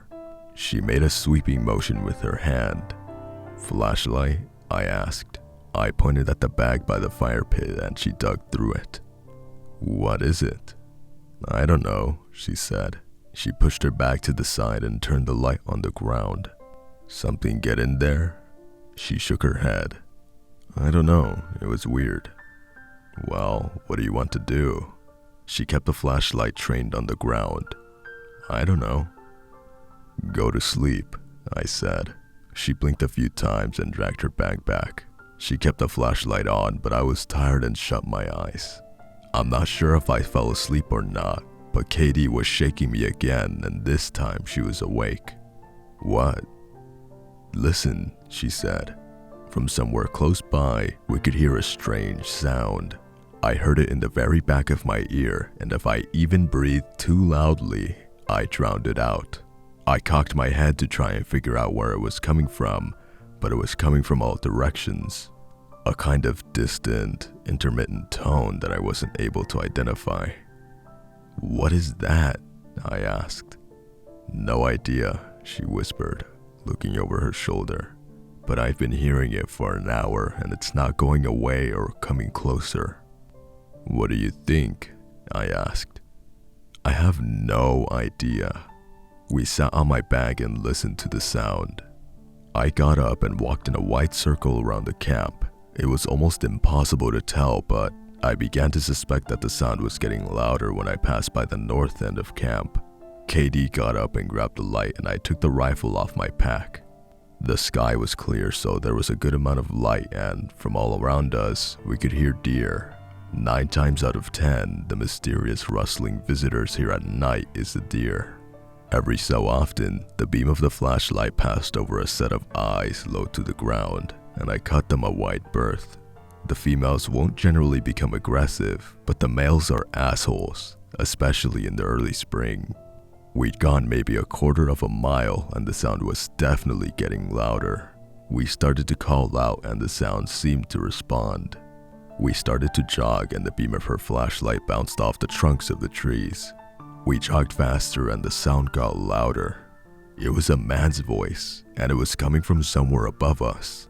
We called out, identified ourselves as rangers, but the voice stayed constant, a wordless, muffled wailing. The sound got a little louder and Katie made a hard right, slowing down fast enough that I almost ran into her. The sound was right there, right in front of us, but I couldn't see anything. I dropped down and fell along the ground, put my ear to it, but it wasn't there. I spun in a circle, calling out, and Katie grabbed my arm. "Russ," she said. "What is that?" She was pointing at something on a large boulder about 10 feet from us. The flashlight bled, whitewashed the surface, and I adjusted the beam. Something on the boulder was moving slightly, something small and pale. It wiggled as I walked forward and the sound continued to get louder. Whatever the thing was, it was firmly embedded in the rock. Nothing about it was familiar, and I was curious. I picked up a stick and poked it very gently. It responded, but didn't move away. I leaned forward slowly and carefully, my hands near my face in case the thing had some kind of spray defense. Something on the back of the pale thing caught the light for a brief moment. Something came together, and I moved away very slowly. Katie watched me with wide eyes, and I stood in front of her, squinting into the light. "What is it?" she asked. I turned and looked at it. "Russ?" I led her over and helped her get a closer look. She reacted to the sound, flinched away when she saw the back of the thing, and she fell on her butt and scooted away, her eyes wide. "We have to get it open," I said. She pointed. "We need to." We looked at the boulder, where the sound was still coming from and where the tip of the man's finger wiggled. We reached the surface of the boulder, took rocks and rang them against the sides, and the screaming got louder. We yelled at each other and pounded on the boulder, and neither of us would leave to get help, and the man screamed and screamed from inside the boulder. I kept turning to the rifle even though I knew it wouldn't help, and I pounded the surface with my fists. I thought about cubic inches and how much the man was screaming, and I told him to conserve his air, but all he would do was scream. And when we realized there was nothing we could do, we sat with him until the next afternoon, when the screaming finally stopped and the finger was still. We packed up camp and kept going to the target area and spent days searching the land. On our way out, we passed by the boulder and the finger was gone. The rock around it clawed and chipped. I haven't really thought about it much ever since. I don't sleep. That's almost not an exaggeration. I average around 2 hours a night on a good night. That's 2 hours of deep sleep, REM sleep, the kind that your body uses to fix itself. It's been getting worse for a while, but it'll go away eventually. It always has before. I just have to write it out. keep my strings from unraveling until I can get myself glued back together. They say it's better for you to lie in bed the hours that you'd be asleep and just pretend to sleep, because it helps get the body's natural circadian rhythm back. So, every night I lie in bed for 8 hours, and I spend 6 of them watching the man on the top of the radio tower. There is a window above my bed, and when I'm sleeping in it, I have to sit up to see out of it. I like to be aware of my surroundings, so I installed a mirror on the opposite wall to allow me to see out of it. I have blackout curtains to ensure that my sleep is as genuine as possible, but some nights I like to leave them open so I can watch the sky. Down the road from me is a radio tower. It's the largest thing on the horizon, and at the top is a little maintenance balcony. The tower is close enough for me to see this balcony clearly. On this particular night, the blinds were cracked so that I could watch a storm approaching in the mirror, safe in bed. Heat lightning started to strobe across the sky, and it illuminated something moving on top of the radio tower. I sat up in bed and looked out the window. On the top of the tower, on the little balcony, I could see the very small shape of a man waving something. He was moving his arms in strange, rhythmic jerking patterns facing toward the storm. I had never seen anyone on the tower before, and I couldn't think of a single reason that this man would have been there at midnight while a storm was coming. I called the police and they sent someone out, but at some point the man left. I don't know how I missed him. He didn't come back the next night or for weeks afterward. I thought about him a lot though, and I kept watch every night for him. Something about it bothered me deeply, and I thought of his strange jerking arms. The things he'd been holding. I wasn't sleeping anyway, so I invested in a pair of binoculars and kept a vigil for him every single night. I didn't see him come up the tower, but he was there as soon as it got dark. I'd already gotten my 2 hours of sleep, and now I was awake and ready. I grabbed the binoculars and brought him into focus.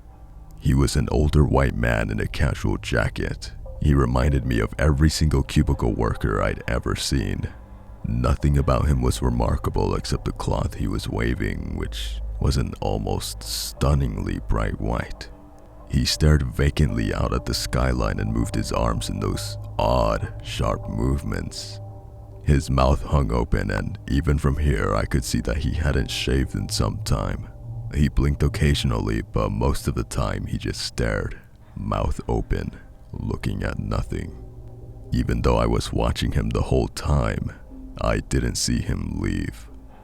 He went away again for almost 2 years. The insomnia faded and I slept very soundly without the mirror, which I had thrown out not long after the last sighting. I wasn't afraid of seeing him again. I threw it out because I couldn't stop myself from waiting for him. I could not get the man out of my thoughts. I did research into the company that owned the tower, and I knew with concrete certainty that the man did not belong to anyone in the city. He was not employed with any government agency or department. So what was he doing on the radio tower? My suspicions about him began to grow. I researched nearby airports, and he didn't belong to them, or at least no one who looked like he did that night. But I felt certain that somewhere, someone would know him. I found his family in Topeka. The address on the missing persons report was still current. He had a wife and 4 children and was loving and loved deeply. He had vanished on his way to his car one morning and hadn't been seen since. The night he came back, I was reading, pretending that I was choosing to stay up, and I saw the orange flag out of the corner of my eye. He was back, illuminated on the radio tower by the light of the moon. His orange flag stood out like beacons, and I grabbed my binoculars, my other hand gripping a pen. I waited until he reached the end of the message and started over again. He raised his arms as if to signal 10 on the clock. I wrote down the letter T.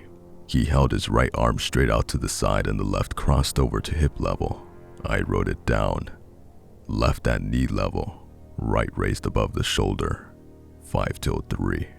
Arms out at the sides, hands at knee and shoulder again. I wrote them all down. When he started over, I read the message.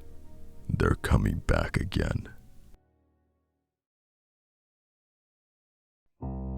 It's been a while, hasn't it? I know everyone says it, but time has this really strange way of flowing when you're an adult. I guess I'm at that age where I'm between being a kid and getting old. Or maybe that's your entire life, in between things. It's summer now, which means we're dealing with a massive influx of people in the parks. We're an incredibly popular camping destination because of our large amount of campsites in various scenic areas. And in the summer season, these camps are mostly always operating at almost to full capacity at any given time. We're well staffed and all of us know what to look for, what to expect. We have teams standing by in the event of any kind of emergency. Even so, people still manage to slip away. In response to a couple of other incidents at the same site, we installed a camper near the entrance and a ranger stays out there every night. We rotate so everyone spends one night a week there. I chose Wednesdays as these tend to be relatively low-key with only our long-term guys around. This particular day had been humid, like the inside of a locked car. All of us were relatively miserable, but the camper had a small AC unit, and the campers and I took turns sitting in it until the sun went down. We all bedded down and I had the AC turned up as high as it would go. It's a loud unit, so I had earplugs in. The camper is tiny but comfortable and I fell asleep relatively quickly. I woke up in total silence and it took me a minute to realize that was the problem. The AC had stopped and there was absolutely no sound outside. I sat up and the sheets didn't make any noise. I clapped. Nothing. I yelled. Nothing. This has actually happened to me before. I'm a firm believer that it's some kind of strange acoustical phenomenon, but I don't think it's caused by the wind. I got out of bed and yanked on my boots and flew out the door. I ran to the edge of the campsite about 500 feet away, and somewhere behind the trees there was something darker than the space around it. I headed for it, but I must have misjudged its distance because it took longer to get there than it should have. They'd split a tree in half. I've seen lightning do that a few times, but not this cleanly. This cut was surgical. The bushes underneath it had been crushed and I could faintly make out the shape of something furry. A raccoon, I suspected. The intestines bursting out of its eye sockets were already attracting flies. The stairs were concrete, old. I could make out the lines of graffiti on the lower steps. A metal handrail bowed out haphazardly, most of the supports bent or gone. 10, maybe 12 steps. In a rush, the sound of the world came back and I heard the faint electrical snap of a fly exploding near my ear. I sprinted back to camp. I grabbed the rifle out of the pickup I'd taken to the site and stood at the edge of camp, my back to the woods. I stood there and watched until the sun came up. I watched the whole camp, every tent. I know I never fell asleep and no one came into or out of camp, so I really don't know how the woman got away. Her tent was in my direct line of sight. As best I can guess, she must have gotten out when I was turned away for a second. They're hopeful that she's still alive, of course, but I think we'll have to close that part of the park for a while. Officially, we'll be keeping an eye on things, but I wouldn't take much comfort in that. We're keeping an eye on a lot of things. Edit. I've been getting a lot of messages about the length and quality of this post. I'm sorry guys, I know it's not as detailed or as long as my past updates. I wrote it in the middle of the night after getting home from an emergency at the park, which I'll discuss later. I needed to vent a bit, I guess. Perhaps I should have waited to write all this down when my mind and my memory were a bit clearer. I'll do my best to make the next update a little more interesting. I'm on call 24 hours a day now. It's not the greatest thing in the world, but it pays the bills and sometimes they let me leave early or take extra days off if I'm tired. There's not much going on at night of course, but occasionally one of us has to run out and deal with something. An animal sighting, a missing person, drunk people shooting each other, that sort of thing. All in all, I get called out about a dozen times a month for some kind of nighttime emergency. Generally, the calls go something like this.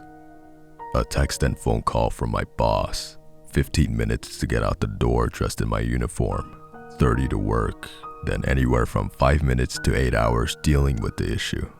If it's a missing person or the cops are involved, up to 2 days without sleep. The worst was a murder-suicide. That took a week. By the end of it, I was in the hospital with severe fatigue and dehydration. My boss knows I'll pick up as soon as he calls, but I don't always hear texts. Usually he'll text first in case I'm up, but otherwise he'll get me on the phone. He is the only one who contacts me in these situations. That's always been our system in the past. So you can imagine my surprise when I got a call from him at 2 in the morning and saw I had 70 missed texts from just about every single person in our department. Yeah, what's up? I said, sitting up. I'm great at faking being awake on the phone. Cleetwood Trail, South Entrance. It's bad. Don't worry about your clothes, just get out there. He was breathing heavy and didn't wait for me to finish my greeting. What's up? I was concerned now. My boss is unflappable. Just get out there. It's bad. Of course, I immediately thought of the murder-suicide. It took us days to find all the pieces of their skulls. How bad? Katie is on her way. Call when you figured it out. He hung up. He'd never sent another ranger up before me. I scrolled through the barrage of texts. Oh my god, Russ, what the hell is going on? Dude, what the fuck? I'm sorry. What's going on out there? Call me. Call boss right now. Oh my god. I threw my clothes on and was out the door in about 5 minutes. The drive took about 15 minutes going 90 on the freeway, and along the way, my phone kept pinging notifications. I turned it off and tossed it in the back seat. When I got there, KD was waiting for me. Something about her face was wrong, and in the non-existent light, I had to get close to her to see that she was wearing a respirator. The smell was like a wall. I ran into it about 5 feet from her and gagged. I took the respirator she handed me and strapped it on, coughing and doubled over. Bad, huh? She quipped, her voice muffled. She patted me on the back. Come on. I followed her into the forest, and even behind the filters, I could still smell it. Believe me, it bothers me as much as it does anyone else when people say something is indescribable, but I really do not know how to paint an accurate picture of what it was like. Imagine taking a fish and filling it full of other dead fish. Put the stuffed fish in a bag made out of the skin of even more dead fish and leave the bag sitting in the sun for a few days. Sprinkle some halitosis and rotting grass on top of the bag, let it sit for another few days. Now open the bag and stick your head in and take a nice big breath. That should give you an idea of what it was like from half a mile away. It was hard to be heard through the respirator, so we didn't talk much while we walked. Neither of us really wanted our mouths open anyway. I kept thinking about how smells are composed of particulate, and a few times I had to stop and lift the respirator to spit and dry heave. Katie clapped me on the back, almost knocking me off balance and sending my spit flying. Gross, huh? She said, half shouting. Don't worry, it's only worse from here. I gave her a weak thumbs up and we kept going. She'd taken the van with our on-site equipment inside, and she'd been there long enough to have carted a couple of portable spotlights to the scene. As we crested a hill, I could see them shining on something. Something huge. The top of the thing crested out of the trees in places. A huge gray behemoth. I shot her a look, but she just grinned and waved me ahead. The smell was thick enough now to almost be visible, and something crunched under my feet. The robin I'd crushed was still alive, and it raised one wing weakly. I crushed its skull and moved on, but there were others. They remained where they'd fallen, their sides heaving and an occasional wing raised and dropped. Smell got him, I think, Katie said, kicking a bird off the path. There's a raccoon up here too. took one bite and died. It was hilarious. Come, look. I stepped around the birds and the light filtered through the trees, shining on their little oil drop eyes. The path straightened, and up ahead I could see that the hulking thing, whatever it was, had fallen right across it about 300 yards ahead. I broke into a jog and Katie kept pace. I went as close as I could until the smell was too much, and then I just stood while Katie kept going. She kicked the thing and spread her arms out, taking it all in. The way she illuminated it, only parts were really visible. It rose up, an impenetrable wall, and disappeared into the tops of the trees. The sporadic but careful lighting gave it an almost reverent quality, like an artifact on display. Either way I looked, the thing stretched into the dark. Katie walked the length of it to my right until I could barely make her out in the dark. I craned my head up and could just see the edge where it curved and dipped back down. I forced myself closer to the rubbery surface of the thing. It was grayish, darker in the light, and the surface was scarred and stippled with white marks. Katie came back and walked down to the left. "Come here," she called. I followed, not taking my eyes off the thing.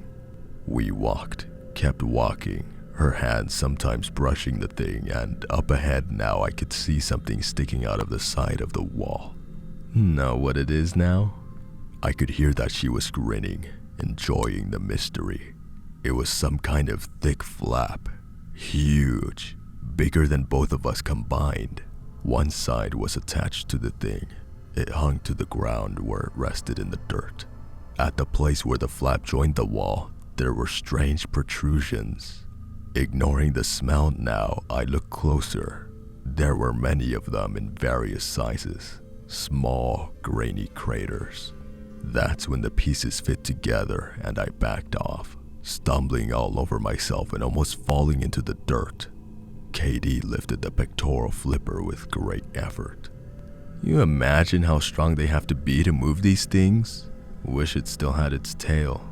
I ran forward and kept going until above my head I could see something reflecting the light, just barely.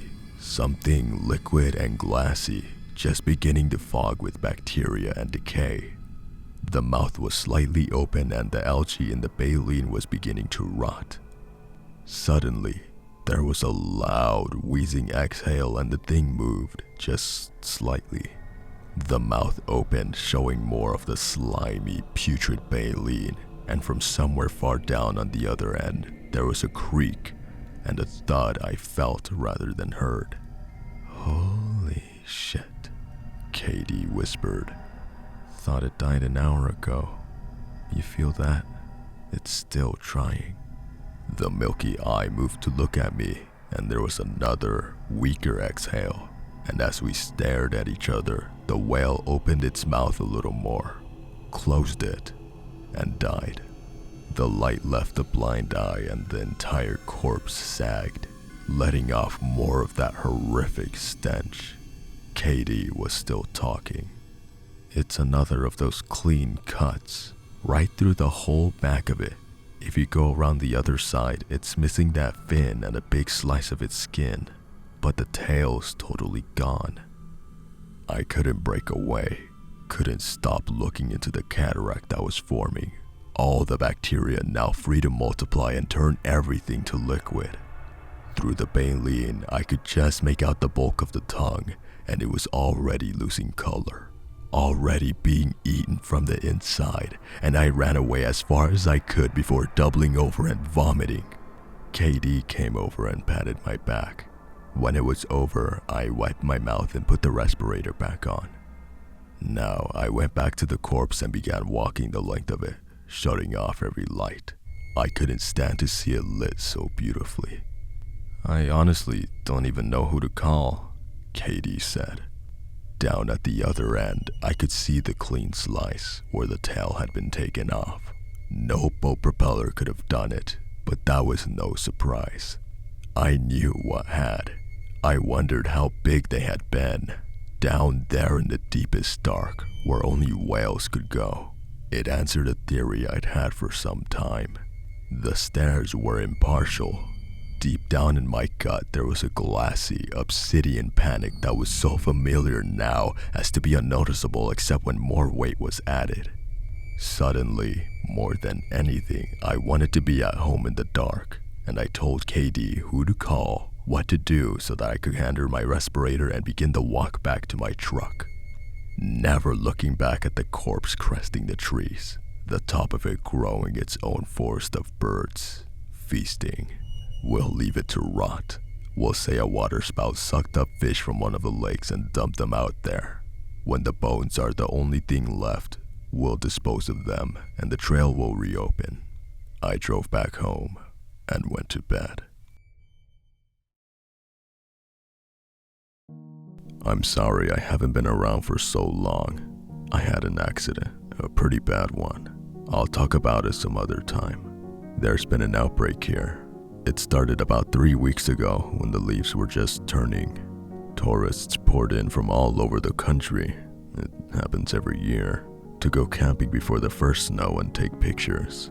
It's our town's last tourist season before everything shuts down for the winter, and we're used to handling the influx of people. But with that many people, of course you're gonna see a big increase in accidents and reports. A lot of the reports are the usual bear, Bigfoot, wildcat, and serial killer sightings.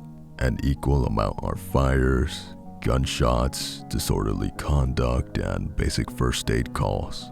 I cannot stress enough how mundane most of our days are in terms of unusual events. We can go months, sometimes years without any really huge incidents.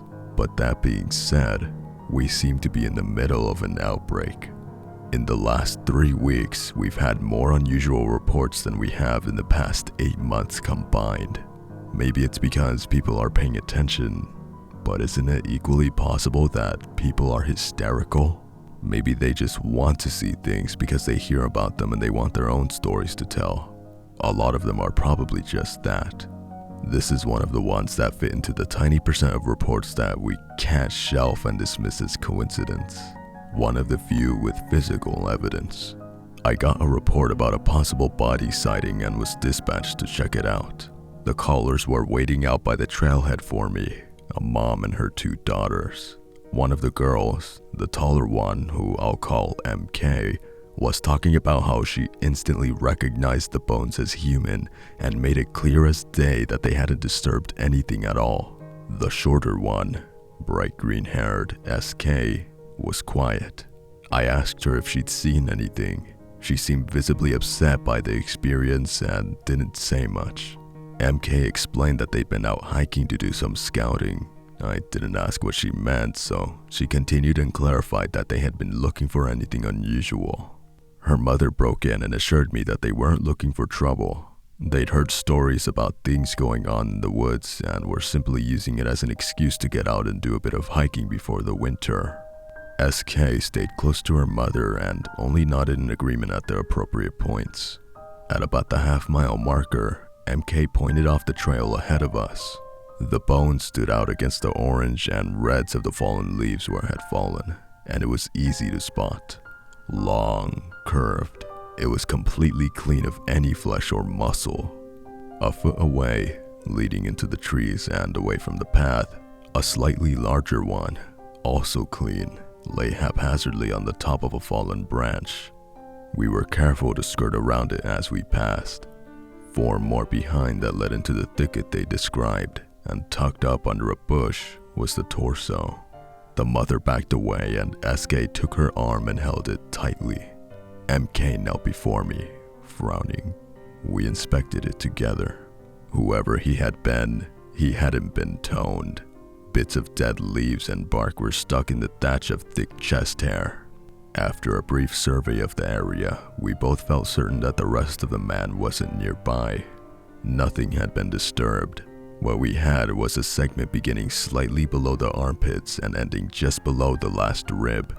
That's not all though. Look.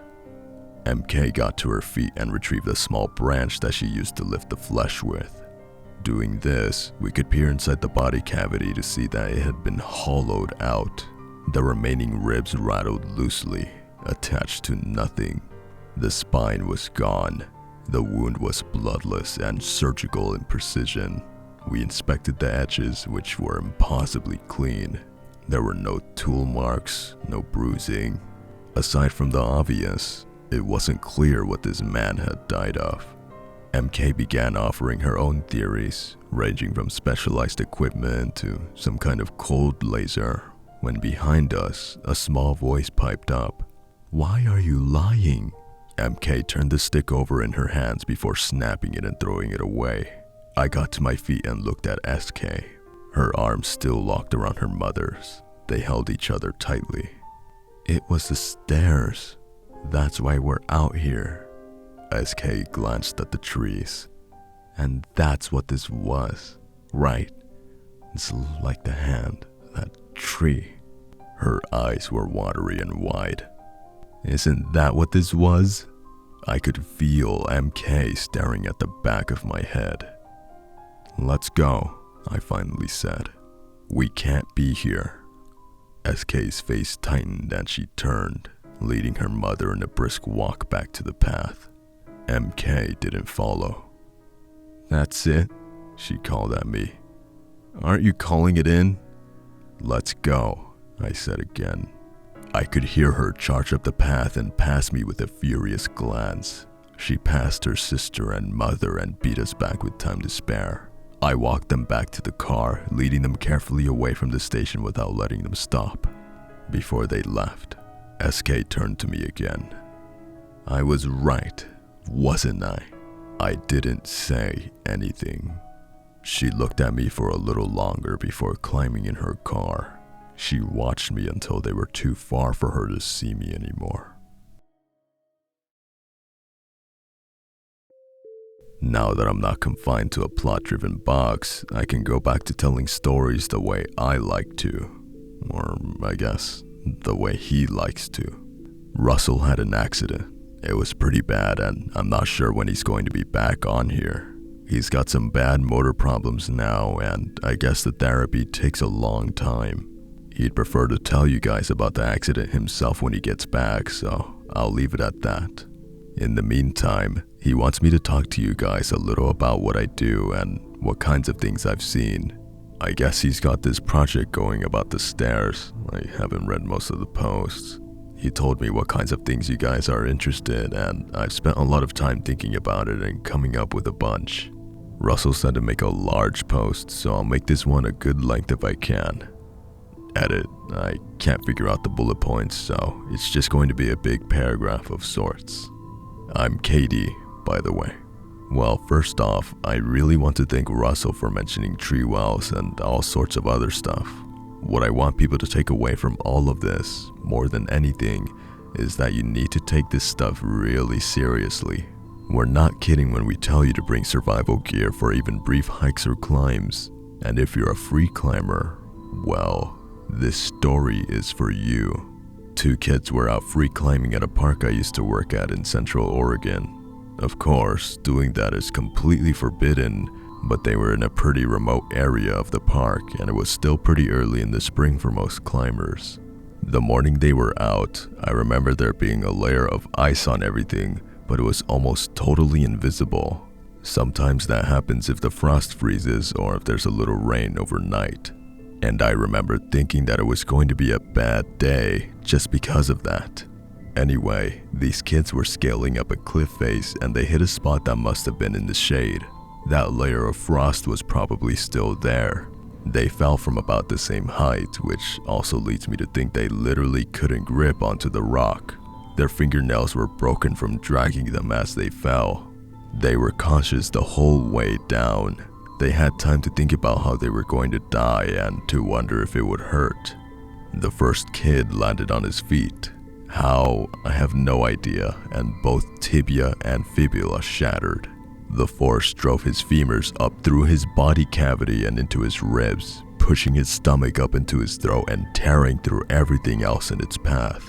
He didn't die right away. He dragged himself about 2 feet before collapsing. His friend landed on his upper back and neck, which drove his chin into his chest with enough force to shatter his jaw and sternum.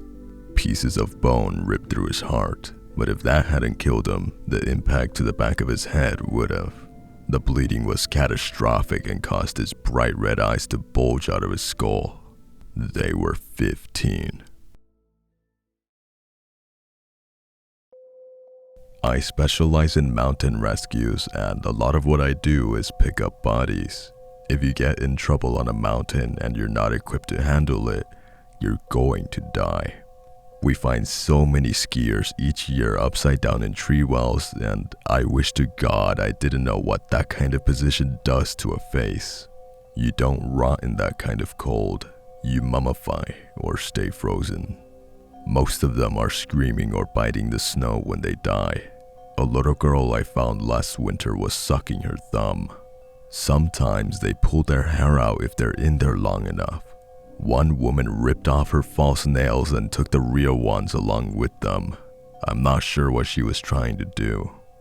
Sometimes we find climbers at the bottom of whatever face they've fallen down. They look fine until you try to move them and the bones click around inside. That's if you get them before the cold and rigor set in. Otherwise, they're like big ice cubes.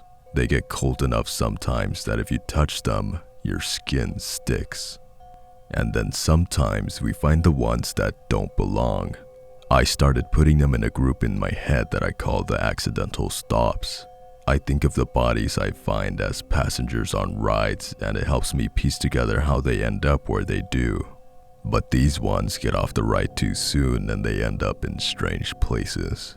There was one case where a guy with 3 kids disappeared and left them behind in the woods. Luckily, we found them before anything happened, but we didn't find the guy until the next day. I was in an area of the park that has a lot of ravines and these tricky little rock falls in places. I was climbing up one of the ravines, and in this tiny little space in the rocks, something shines when I get close to it. I backed up and got my light in there, and sure enough, he smashed up in there. Somehow, the guy folded himself into a 3x2 foot space, managed to disintegrate just about every bone in himself in the process. It's pretty amazing how far the neck can stretch when the spine isn't there.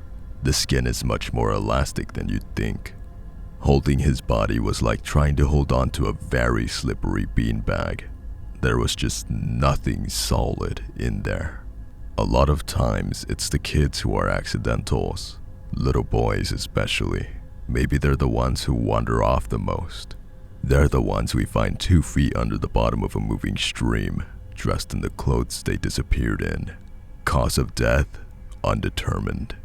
Or we find them 10 feet from where the searches began, curled up in a fern with the top half of their head and their nose sliced off. And when I say sliced, I mean the way those scientists who slice off tiny pieces of brain do it. Perfect and clean. A boy I knew went missing 3 years ago.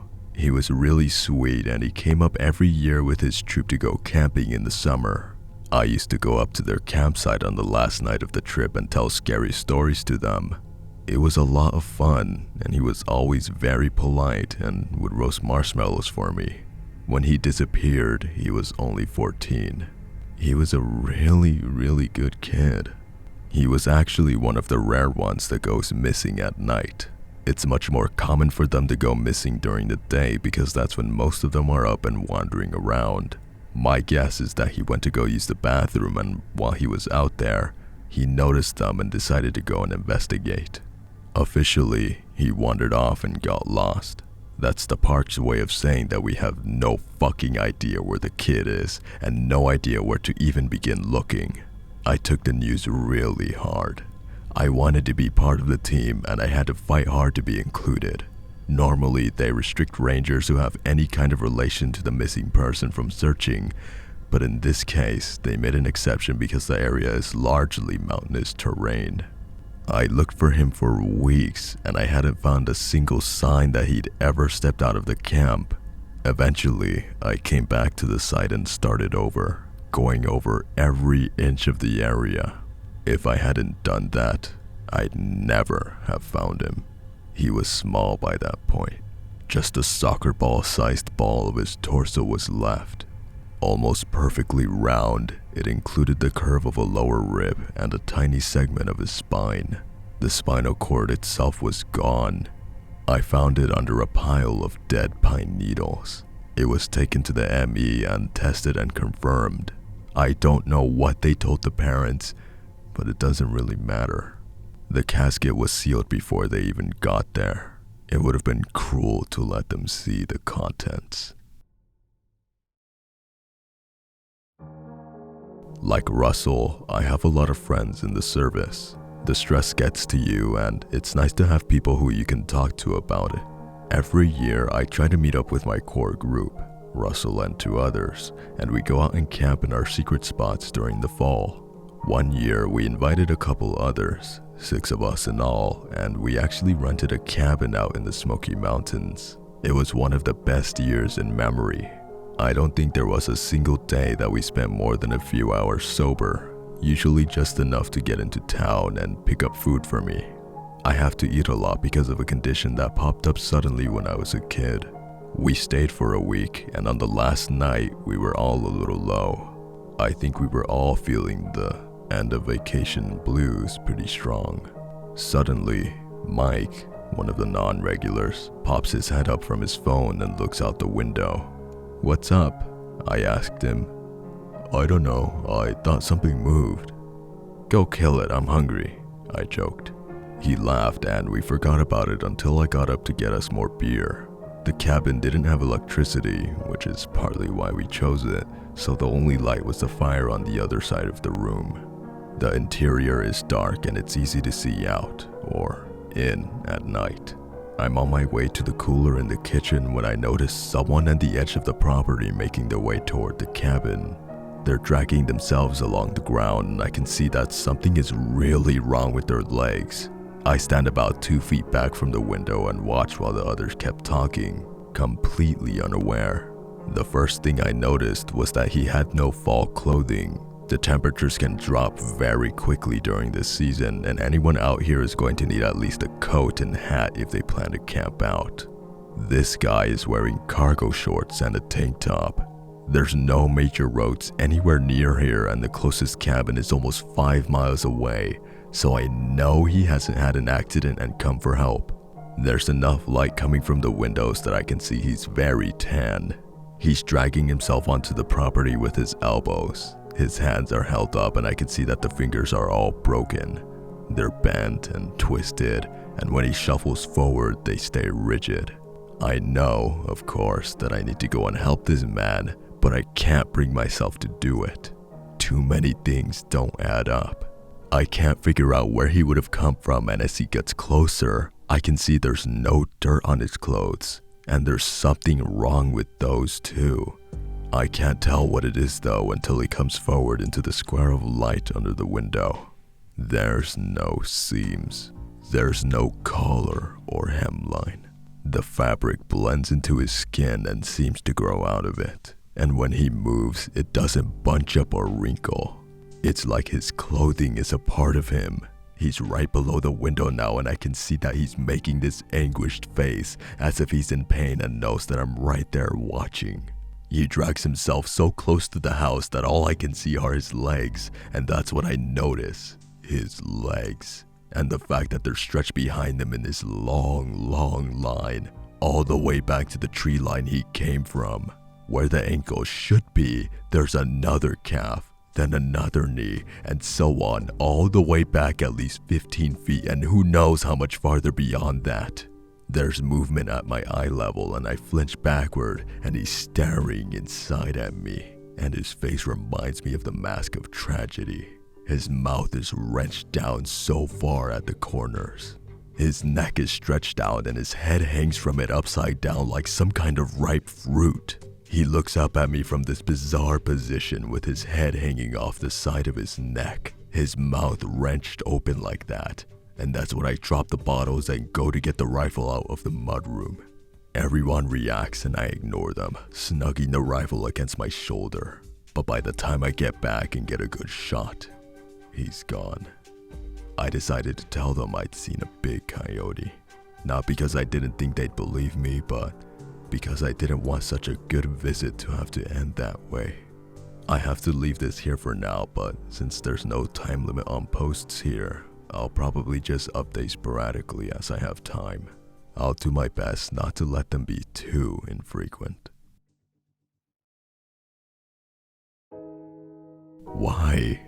Why do people insist on bringing toddlers and little kids out here if they're not going to watch them constantly? I just can't imagine the level of negligence that would lead to your fucking 2-year-old wandering off and falling off a goddamn ravine. Fun fact, when someone's skull is shattered, it rumbles when you move it, sort of like broken pottery sliding around. So yeah, sorry I haven't been around much. Here are a few things I thought you guys might like. I've got a buddy down in Deschutes County who's a veteran park ranger. About 2 years ago, he was spending the summer in a fire tower, and it was an unusually dry summer, so he was on high alert. His particular fire tower looked something like this. I'll put an image up on screen. One night, around 6 or so, he was out on the balcony and looking around the area through binoculars. About what he estimated to be a mile away, he saw something moving in the brush. Someone was walking along a trail that skirted the base of the mountains. The man appeared to be in his late 50s with a full beard and a heavy gut. He moved along at a slow but steady pace. Unfortunately for him, however, he was in a no-go area, and my friend reached for his radio to call in and request another park ranger to intercept him. But it wasn't on his hip where he usually kept, so he lowered the binoculars to look around. He found it and attempted to relocate the man. He found the area that the man had been in, but he was gone. My friend was puzzled and worried as well. Had he fallen? Was he hurt? He scanned all around, but there was absolutely no trace of the guy. He lowered his binoculars, but as he did, there was a flash of red across his vision. He raised them and the entire field was full of a shifting red, and he could make literally no sense of what he was seeing. Of course, eventually, he figured it out, and when he did, he looked up and the man was no more than 100 yards away, still walking with that same slow pace. My friend went into what I'd guess was a mild state of shock at the impossibility of the situation because he remembers freezing and being forced to watch the man come closer to the base of the tower. There was something wrong with his eyes. They were looking down, but so far down that only the very tips of the irises were visible. That's how close he got before he stopped, just below the balcony. He craned his head up, but his eyes didn't move, and he opened his mouth, but he didn't say anything for a moment. Then his jaw moved up and down a bit, and he said, "I saw you." The man's irises started to roll up. Just as they were about to make eye contact, my friend managed to break his paralysis and booked it into the cabin. He slammed the door and locked it, and the man was there so fast my friend said he couldn't even register it. He tapped on the glass and my friend refused to look at him. He turned his back and waited for the thing to go away. My friend believes that turning your back on a demon or other unholy thing will force it to leave, and I guess in this case, he was right because the thing eventually left. My friend stayed out there for the rest of the summer but made sure to keep the doors locked at night.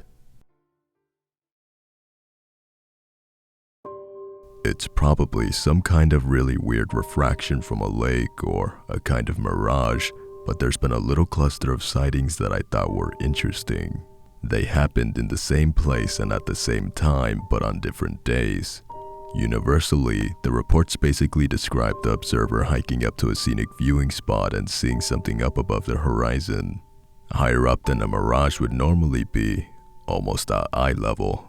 When viewed in plain sight, it was impossible to tell what it was, but it was obviously stationary. When viewed with magnification, it was possible to make out someone suspended in the air upside down, hands at his sides. Someone's teenage kid compared it to those glitches where you can see through walls and the NPCs are just standing around in weird places. Like I said, we're pretty sure it's a weird mirage from a lake or possibly even some stupid prank, but we'll keep an eye on it. Do you ever have a memory you can't remember, but you remember remembering it? god, it's driving me crazy. There was a big case down south a few months ago. Uncle from a prominent local family went out hunting and didn't come back. The theory was that he'd fallen into a sinkhole since they'd been popping up in that area with the unusually heavy rainfall. Even though the search was largely conducted with this in mind, it took a long time to find him. It didn't help that his legs were gone by that point. He was the victim of one of the absolute dumbest fucking accidents I've ever seen. One of those things that'll happen once and never again. This poor guy tripped on an exposed root and fell forward. When he reached out to catch himself, he had the unfortunate luck of breaking through into a sinkhole. It wasn't particularly deep, but unbeknownst to him, it had a second entrance at the base of a tree 50 yards away. Unfortunately, the sinkhole was occupied and he landed awkwardly on his wrists into a pile of diamondbacks. The guy survived long enough to feel one puncture his eye and another bite through his lip, but not much longer than that.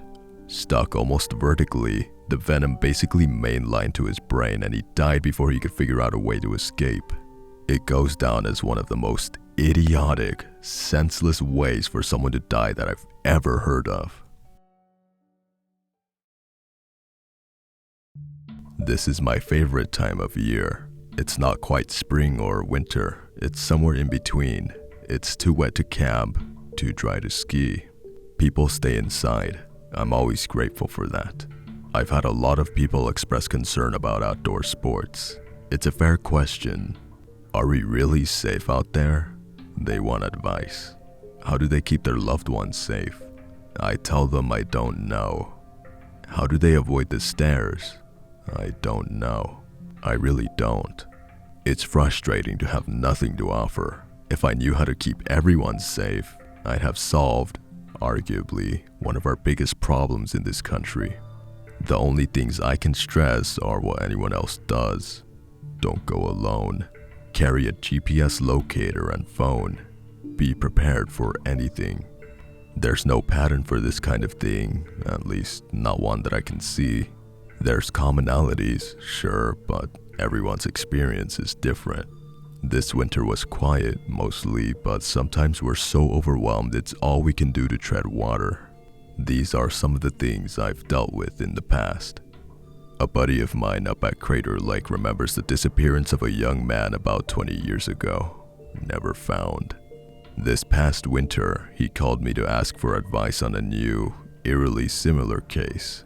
Jack B., his wife, and 2 children were snowshoeing on a very, very well-marked trail. He was in the lead. The wife was behind. That's what we know. The wife said he crested a small hill. She lost sight of him for less than a second, and in that time, he fell off the face of the earth. His tracks ended in the middle of the trail. There was nowhere for that man to go, and yet, in a literal blink of an eye, he was gone. They've been searching for him again now that the snowpack is melting a bit, but I'm sure they won't find him. That area is wrong. Something about the way the wind sounds. About 4 years ago, a new recruit came to our park to do an internship with one of the senior rangers. He was a really nice kid. His name was Darren, I think. He actually got really lucky, timing-wise. A lady had a diabetic crash and we had to help her get out of a tricky area. Darren was so hyped up about it, and he was one of those guys who, is just gonna do great. He's friendly, he loves the job, he's everything you look for in a ranger. But Darren had a problem with listening, because Darren was a very devout Catholic who believed that the Lord would save him from any danger. Darren didn't believe that what we'd seen was anything to be frightened of. The only parts of Darren that we found 2 years after he vanished during a routine trail walk were a 1/4-inch thick slice of his left thigh and the cap of his skull. Very early on in my career, I used to have a thing with kids who vanished.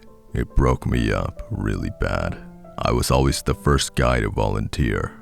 I couldn't stand the thought of another kid growing up alone with that kind of burden on them. That invisible second life. And I had a very good track record. I had this kind of sense that almost always led me in the right direction, so I started getting called out to other parks to help in search and rescue groups. One of the ones I brought back was a little girl who was skiing up at a popular resort I was familiar with. I still remember her name, actually. It was Anna. Her dad, John H., was on ski patrol. I'd met him a few times and he was absolutely wrecked by the whole thing. It was a familiar story. He'd been watching her ski down one of the easier slopes, following along behind. He lost sight of her for just a second and poof, she was gone. I happened to be in the area during that time, so of course I went to help him out. By that point, she'd only been gone maybe half the day, so I was confident we'd be able to get her back by nightfall. We split up to cover more ground and I went into an area that I know is full of really large boulders and cliff faces. Sometimes you find kids in places like that. It was unbelievably eerie that day. The sky was totally overcast, but smoke from a freak fire up north had turned everything a really strange orange color. It was dead quiet too, like the animals didn't know if they should be awake or asleep. Something about the light made the shadows look wrong too, like they weren't in the right places. Probably a trick of the light, but it was very disorienting. By pure luck, I found her tucked into a tiny little crevice at the foot of a big boulder. I got her out and it was almost like she'd been drugged. She was missing her shoes and coat, but she was warm, almost hot to the touch. I got her back down to the lodge safe and they took her to be examined. There wasn't anything in her system. She hadn't been harmed. Oddly though, she appeared to be suffering from severe dehydration. She'd lost almost 3 pounds. She'd only been gone a few hours. None of it made any sense. It was so bizarre that everything basically got swept under the rug in favor of cheerful stories of her return. I reconnected with John a few weeks later to see how she was doing. The first night back, he said, she woke up shrieking in the middle of the night. He couldn't comfort her. She kept saying that she didn't want to go back to the orange place. He got her to sleep, and by the next morning, not only did she have no memory of the dream, she had no memory of the event at all. He politely asked that I not call again, and I obliged. I do think about her a lot though. I wonder if she remembers now. My boss woke me up in the middle of the night one summer and had me run out to a campground out at the edge of the park. He said a woman had called him absolutely frantic, insisting that there was some kind of large animal outside her tent. The cops were on their way, but I'd get there faster. I grabbed my personal gun and headed out to see what was going on. She'd set up camp in a pretty isolated area, so I had to park the truck and walk a ways out to her. On the way there, this smell started to become first noticeable, then almost suffocating. It was something very primal, musky, and angry. It set my teeth on edge, and I had my gun ready. Nothing in the forest was moving, so whatever it was predatory. We don't have bears up here, but that's not to say one couldn't have somehow wandered down from up north. As I got closer to her tent, I could see how badly this thing had torn up her camp. Her stone had been thrown up into the trees almost 20 feet. The fire had been stomped out, the coals scattered. One side of her tent was shoved in, and I could see the outline of her inside. I called out, and as I did, something on the other side of the tent moved. I froze, gun cocked. In the weak light coming from her tent, all I could make out was a huge, bulky shape and 2 tiny white pinpoints where no head should have been. She started to come out of her tent, and I told her to stop. The thing made a loud chuffing sound and suddenly seemed to dissolve and melt into the ground. I fired a round into the trees where it had been, but it was gone. I examined the ground, and the only trace of it was slight singeing of the dirt. It's not the first time I've seen that thing, but it's the closest I've ever been, or ever want to be. I saw it the first time outside of my house in the middle of summer. It was very late and I couldn't sleep. I was thinking about a little boy who'd gone missing. We hadn't found anything except one of his Power Ranger shoes. I was at my back door, staring out over my backyard. I was exhausted, on the edge of passing out, but I felt guilty. I didn't deserve rest while that boy was out there. I was staring at nothing but when something moved at the edge of the lawn. I noticed it and focused my eyes. It looked like a very tall deer. I watched it closely. It didn't move. I couldn't tell if it could see me. I bent down to grab my binoculars for a better look. When I looked up, it was pressed up against the glass. It covered over 100 feet in less than 2 seconds. It was all black, covered in disgusting, rotten-looking fur, and in the middle of its chest were 2 tiny white eyes. It was looking right at me. It wanted me to open the door. It wanted me to come closer. I broke away and ran into the bedroom and locked myself in the bathroom where there were no windows. I heard it tapping on the glass until the sun came up. Sometimes it asked me, in my own voice, to let it in. I didn't. Not that time, anyway. Are you scared easily? That's what my trainer asked me on my first day. I said no, of course not, or I wouldn't be working in the middle of the woods. Apparently that wasn't the right answer, because my trainer just shook his head and asked me again. I thought about it, and said I suppose it depended on what there was to be scared of out here. If we were referring to bears, then yes, I was easily scared of a raging animal that's 3 times my size. If we were referring to the nameless threat of monsters and ghosts in the dead of night. He stopped me there. I guess I'd given him the answer he wanted. He gestured for me to follow, and we started our hike around the main trail of the park. As we walked, we'd stop periodically to point to something. A big tree. 2 years ago, we found a kid lying under this tree. He'd frozen to death during a blizzard, wandered off and circled back here before we could get to him. We walked a bit further, then took a dogleg off the path to the right until we reached a steep bluff. He pointed. Down there is where we found the body of a mother and her newborn baby. We don't know how they got there. My guess is she wanted to breastfeed and didn't want to do it on the main path. A mile further and we stopped at a rocky cliff face. He pointed up. A kid disappeared right there where you're standing. We found his body halfway up that cliff a month later. We'd searched there at least 4 times. We don't know how he got there. We walked for at least 5 miles into the woods. There were so many stories and stops that I lost count. I wasn't sure what point he was trying to make. I just nodded and followed along.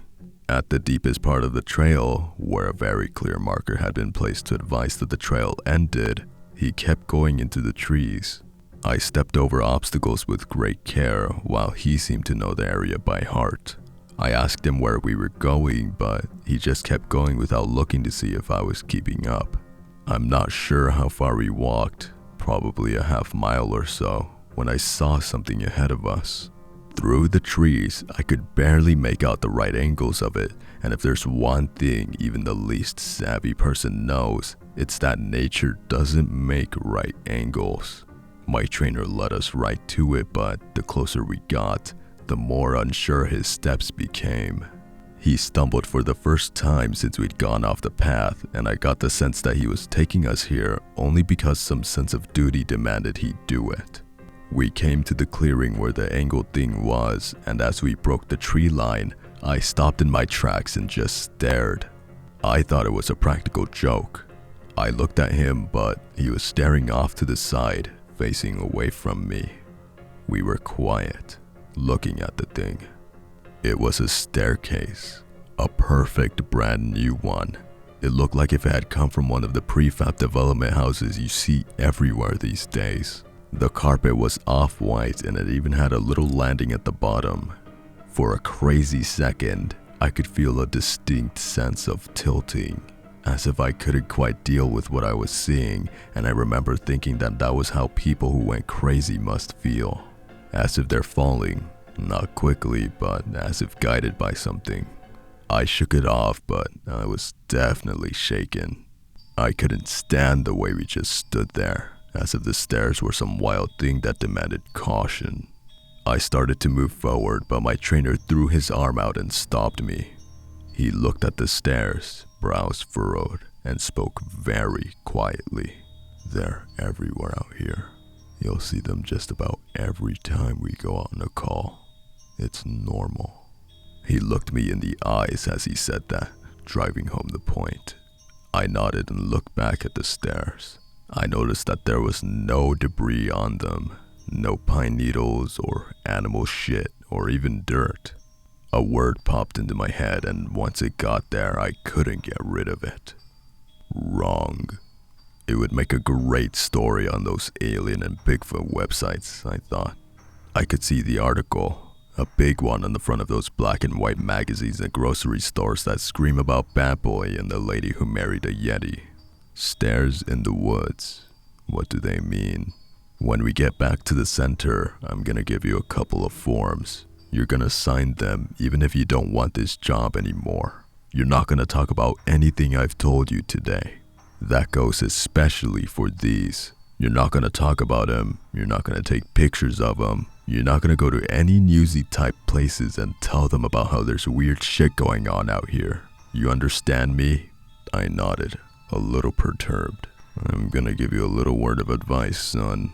You're gonna see them everywhere. They're never gonna look the same, and that's fine. Maybe they're big, maybe they're small, maybe they're falling apart, and maybe they're like these and they're brand new.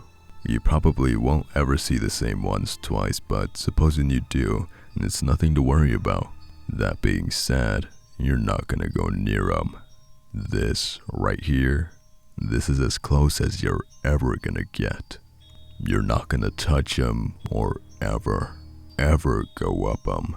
And you sure as hell ain't gonna go blabbing around to the visitors about how they might see him, cause most of them won't. And if you do, you're just gonna send them right to me. He stopped ahead, watched the stairs carefully for a moment. They're normal, son. They've been out here as long as I've been here, and that's a long damn time. We all know about him. I'm sure you're gonna have a lot of questions, and I know you'll be asking around about him. That's normal too, but you probably won't have a lot of luck talking to anyone who's been here more than a year. And sooner or later, you'll get that way too, assuming you stick around. You'll figure out that they're just something you gotta deal with, and you'll find the urge to talk about them is less, well, there I guess. And then some rookie will come and ask you about it, and you'll just tell him exactly what I'm telling you, that they're normal, and that it's nothing to worry about. I didn't exactly believe him, but I just nodded again. There were too many questions to ask, but one seemed more urgent than the others. Why can't we touch them? I finally asked. What happens if we do? He cleared his throat and shifted. Son, all I can tell you is that a kid once asked me that about a rattlesnake with no venom. I was working for another park and we had it on display in the animal exhibit. Kid wants to know why we can't hold him since he's got no poison. I told the kid that just cause that rattler's got no venom doesn't mean he can't bite. I opened the top of the rattler's tank and I provoked him a little. Snake hisses and lunges at me, just about gets me. Kids all scream. I put the lid on the tank and some of the kids are crying. The little boy is staring at me and I say, "You still want to hold him?" He looks at me carefully. There's gonna be a lot of things out here you're gonna see that are gonna make you curious. You're gonna want to talk about him and figure him out. Go explore them and see what's what. But anytime that happens, I want you to think about that rattler, son. You understand me? I nod. Now, I'm gonna ask you again, Brauer. Are you scared easily? I thought about it. I don't know, sir. He nods. That's the right answer. As you guys probably found out, the Search and Rescue Woods Tumblr comes up empty. I did some digging and although Search and Rescue Woods still posts on Reddit, They no longer write scary stories. They do have a Ko-Fi though, and do appear to have an interest in writing more if commissioned or sponsored to do so. So if you love their stories, then feel free to donate to them and send them a nice message. Tell them I sent you. I've included a link in the description to the master list of stories. If it wasn't for you, Fox is Gone, I would have never found these. There are also interviews with the author and other non-search and rescue series stories in case that piques your interest. And lastly, remember, don't touch them, don't look at them, don't go up them.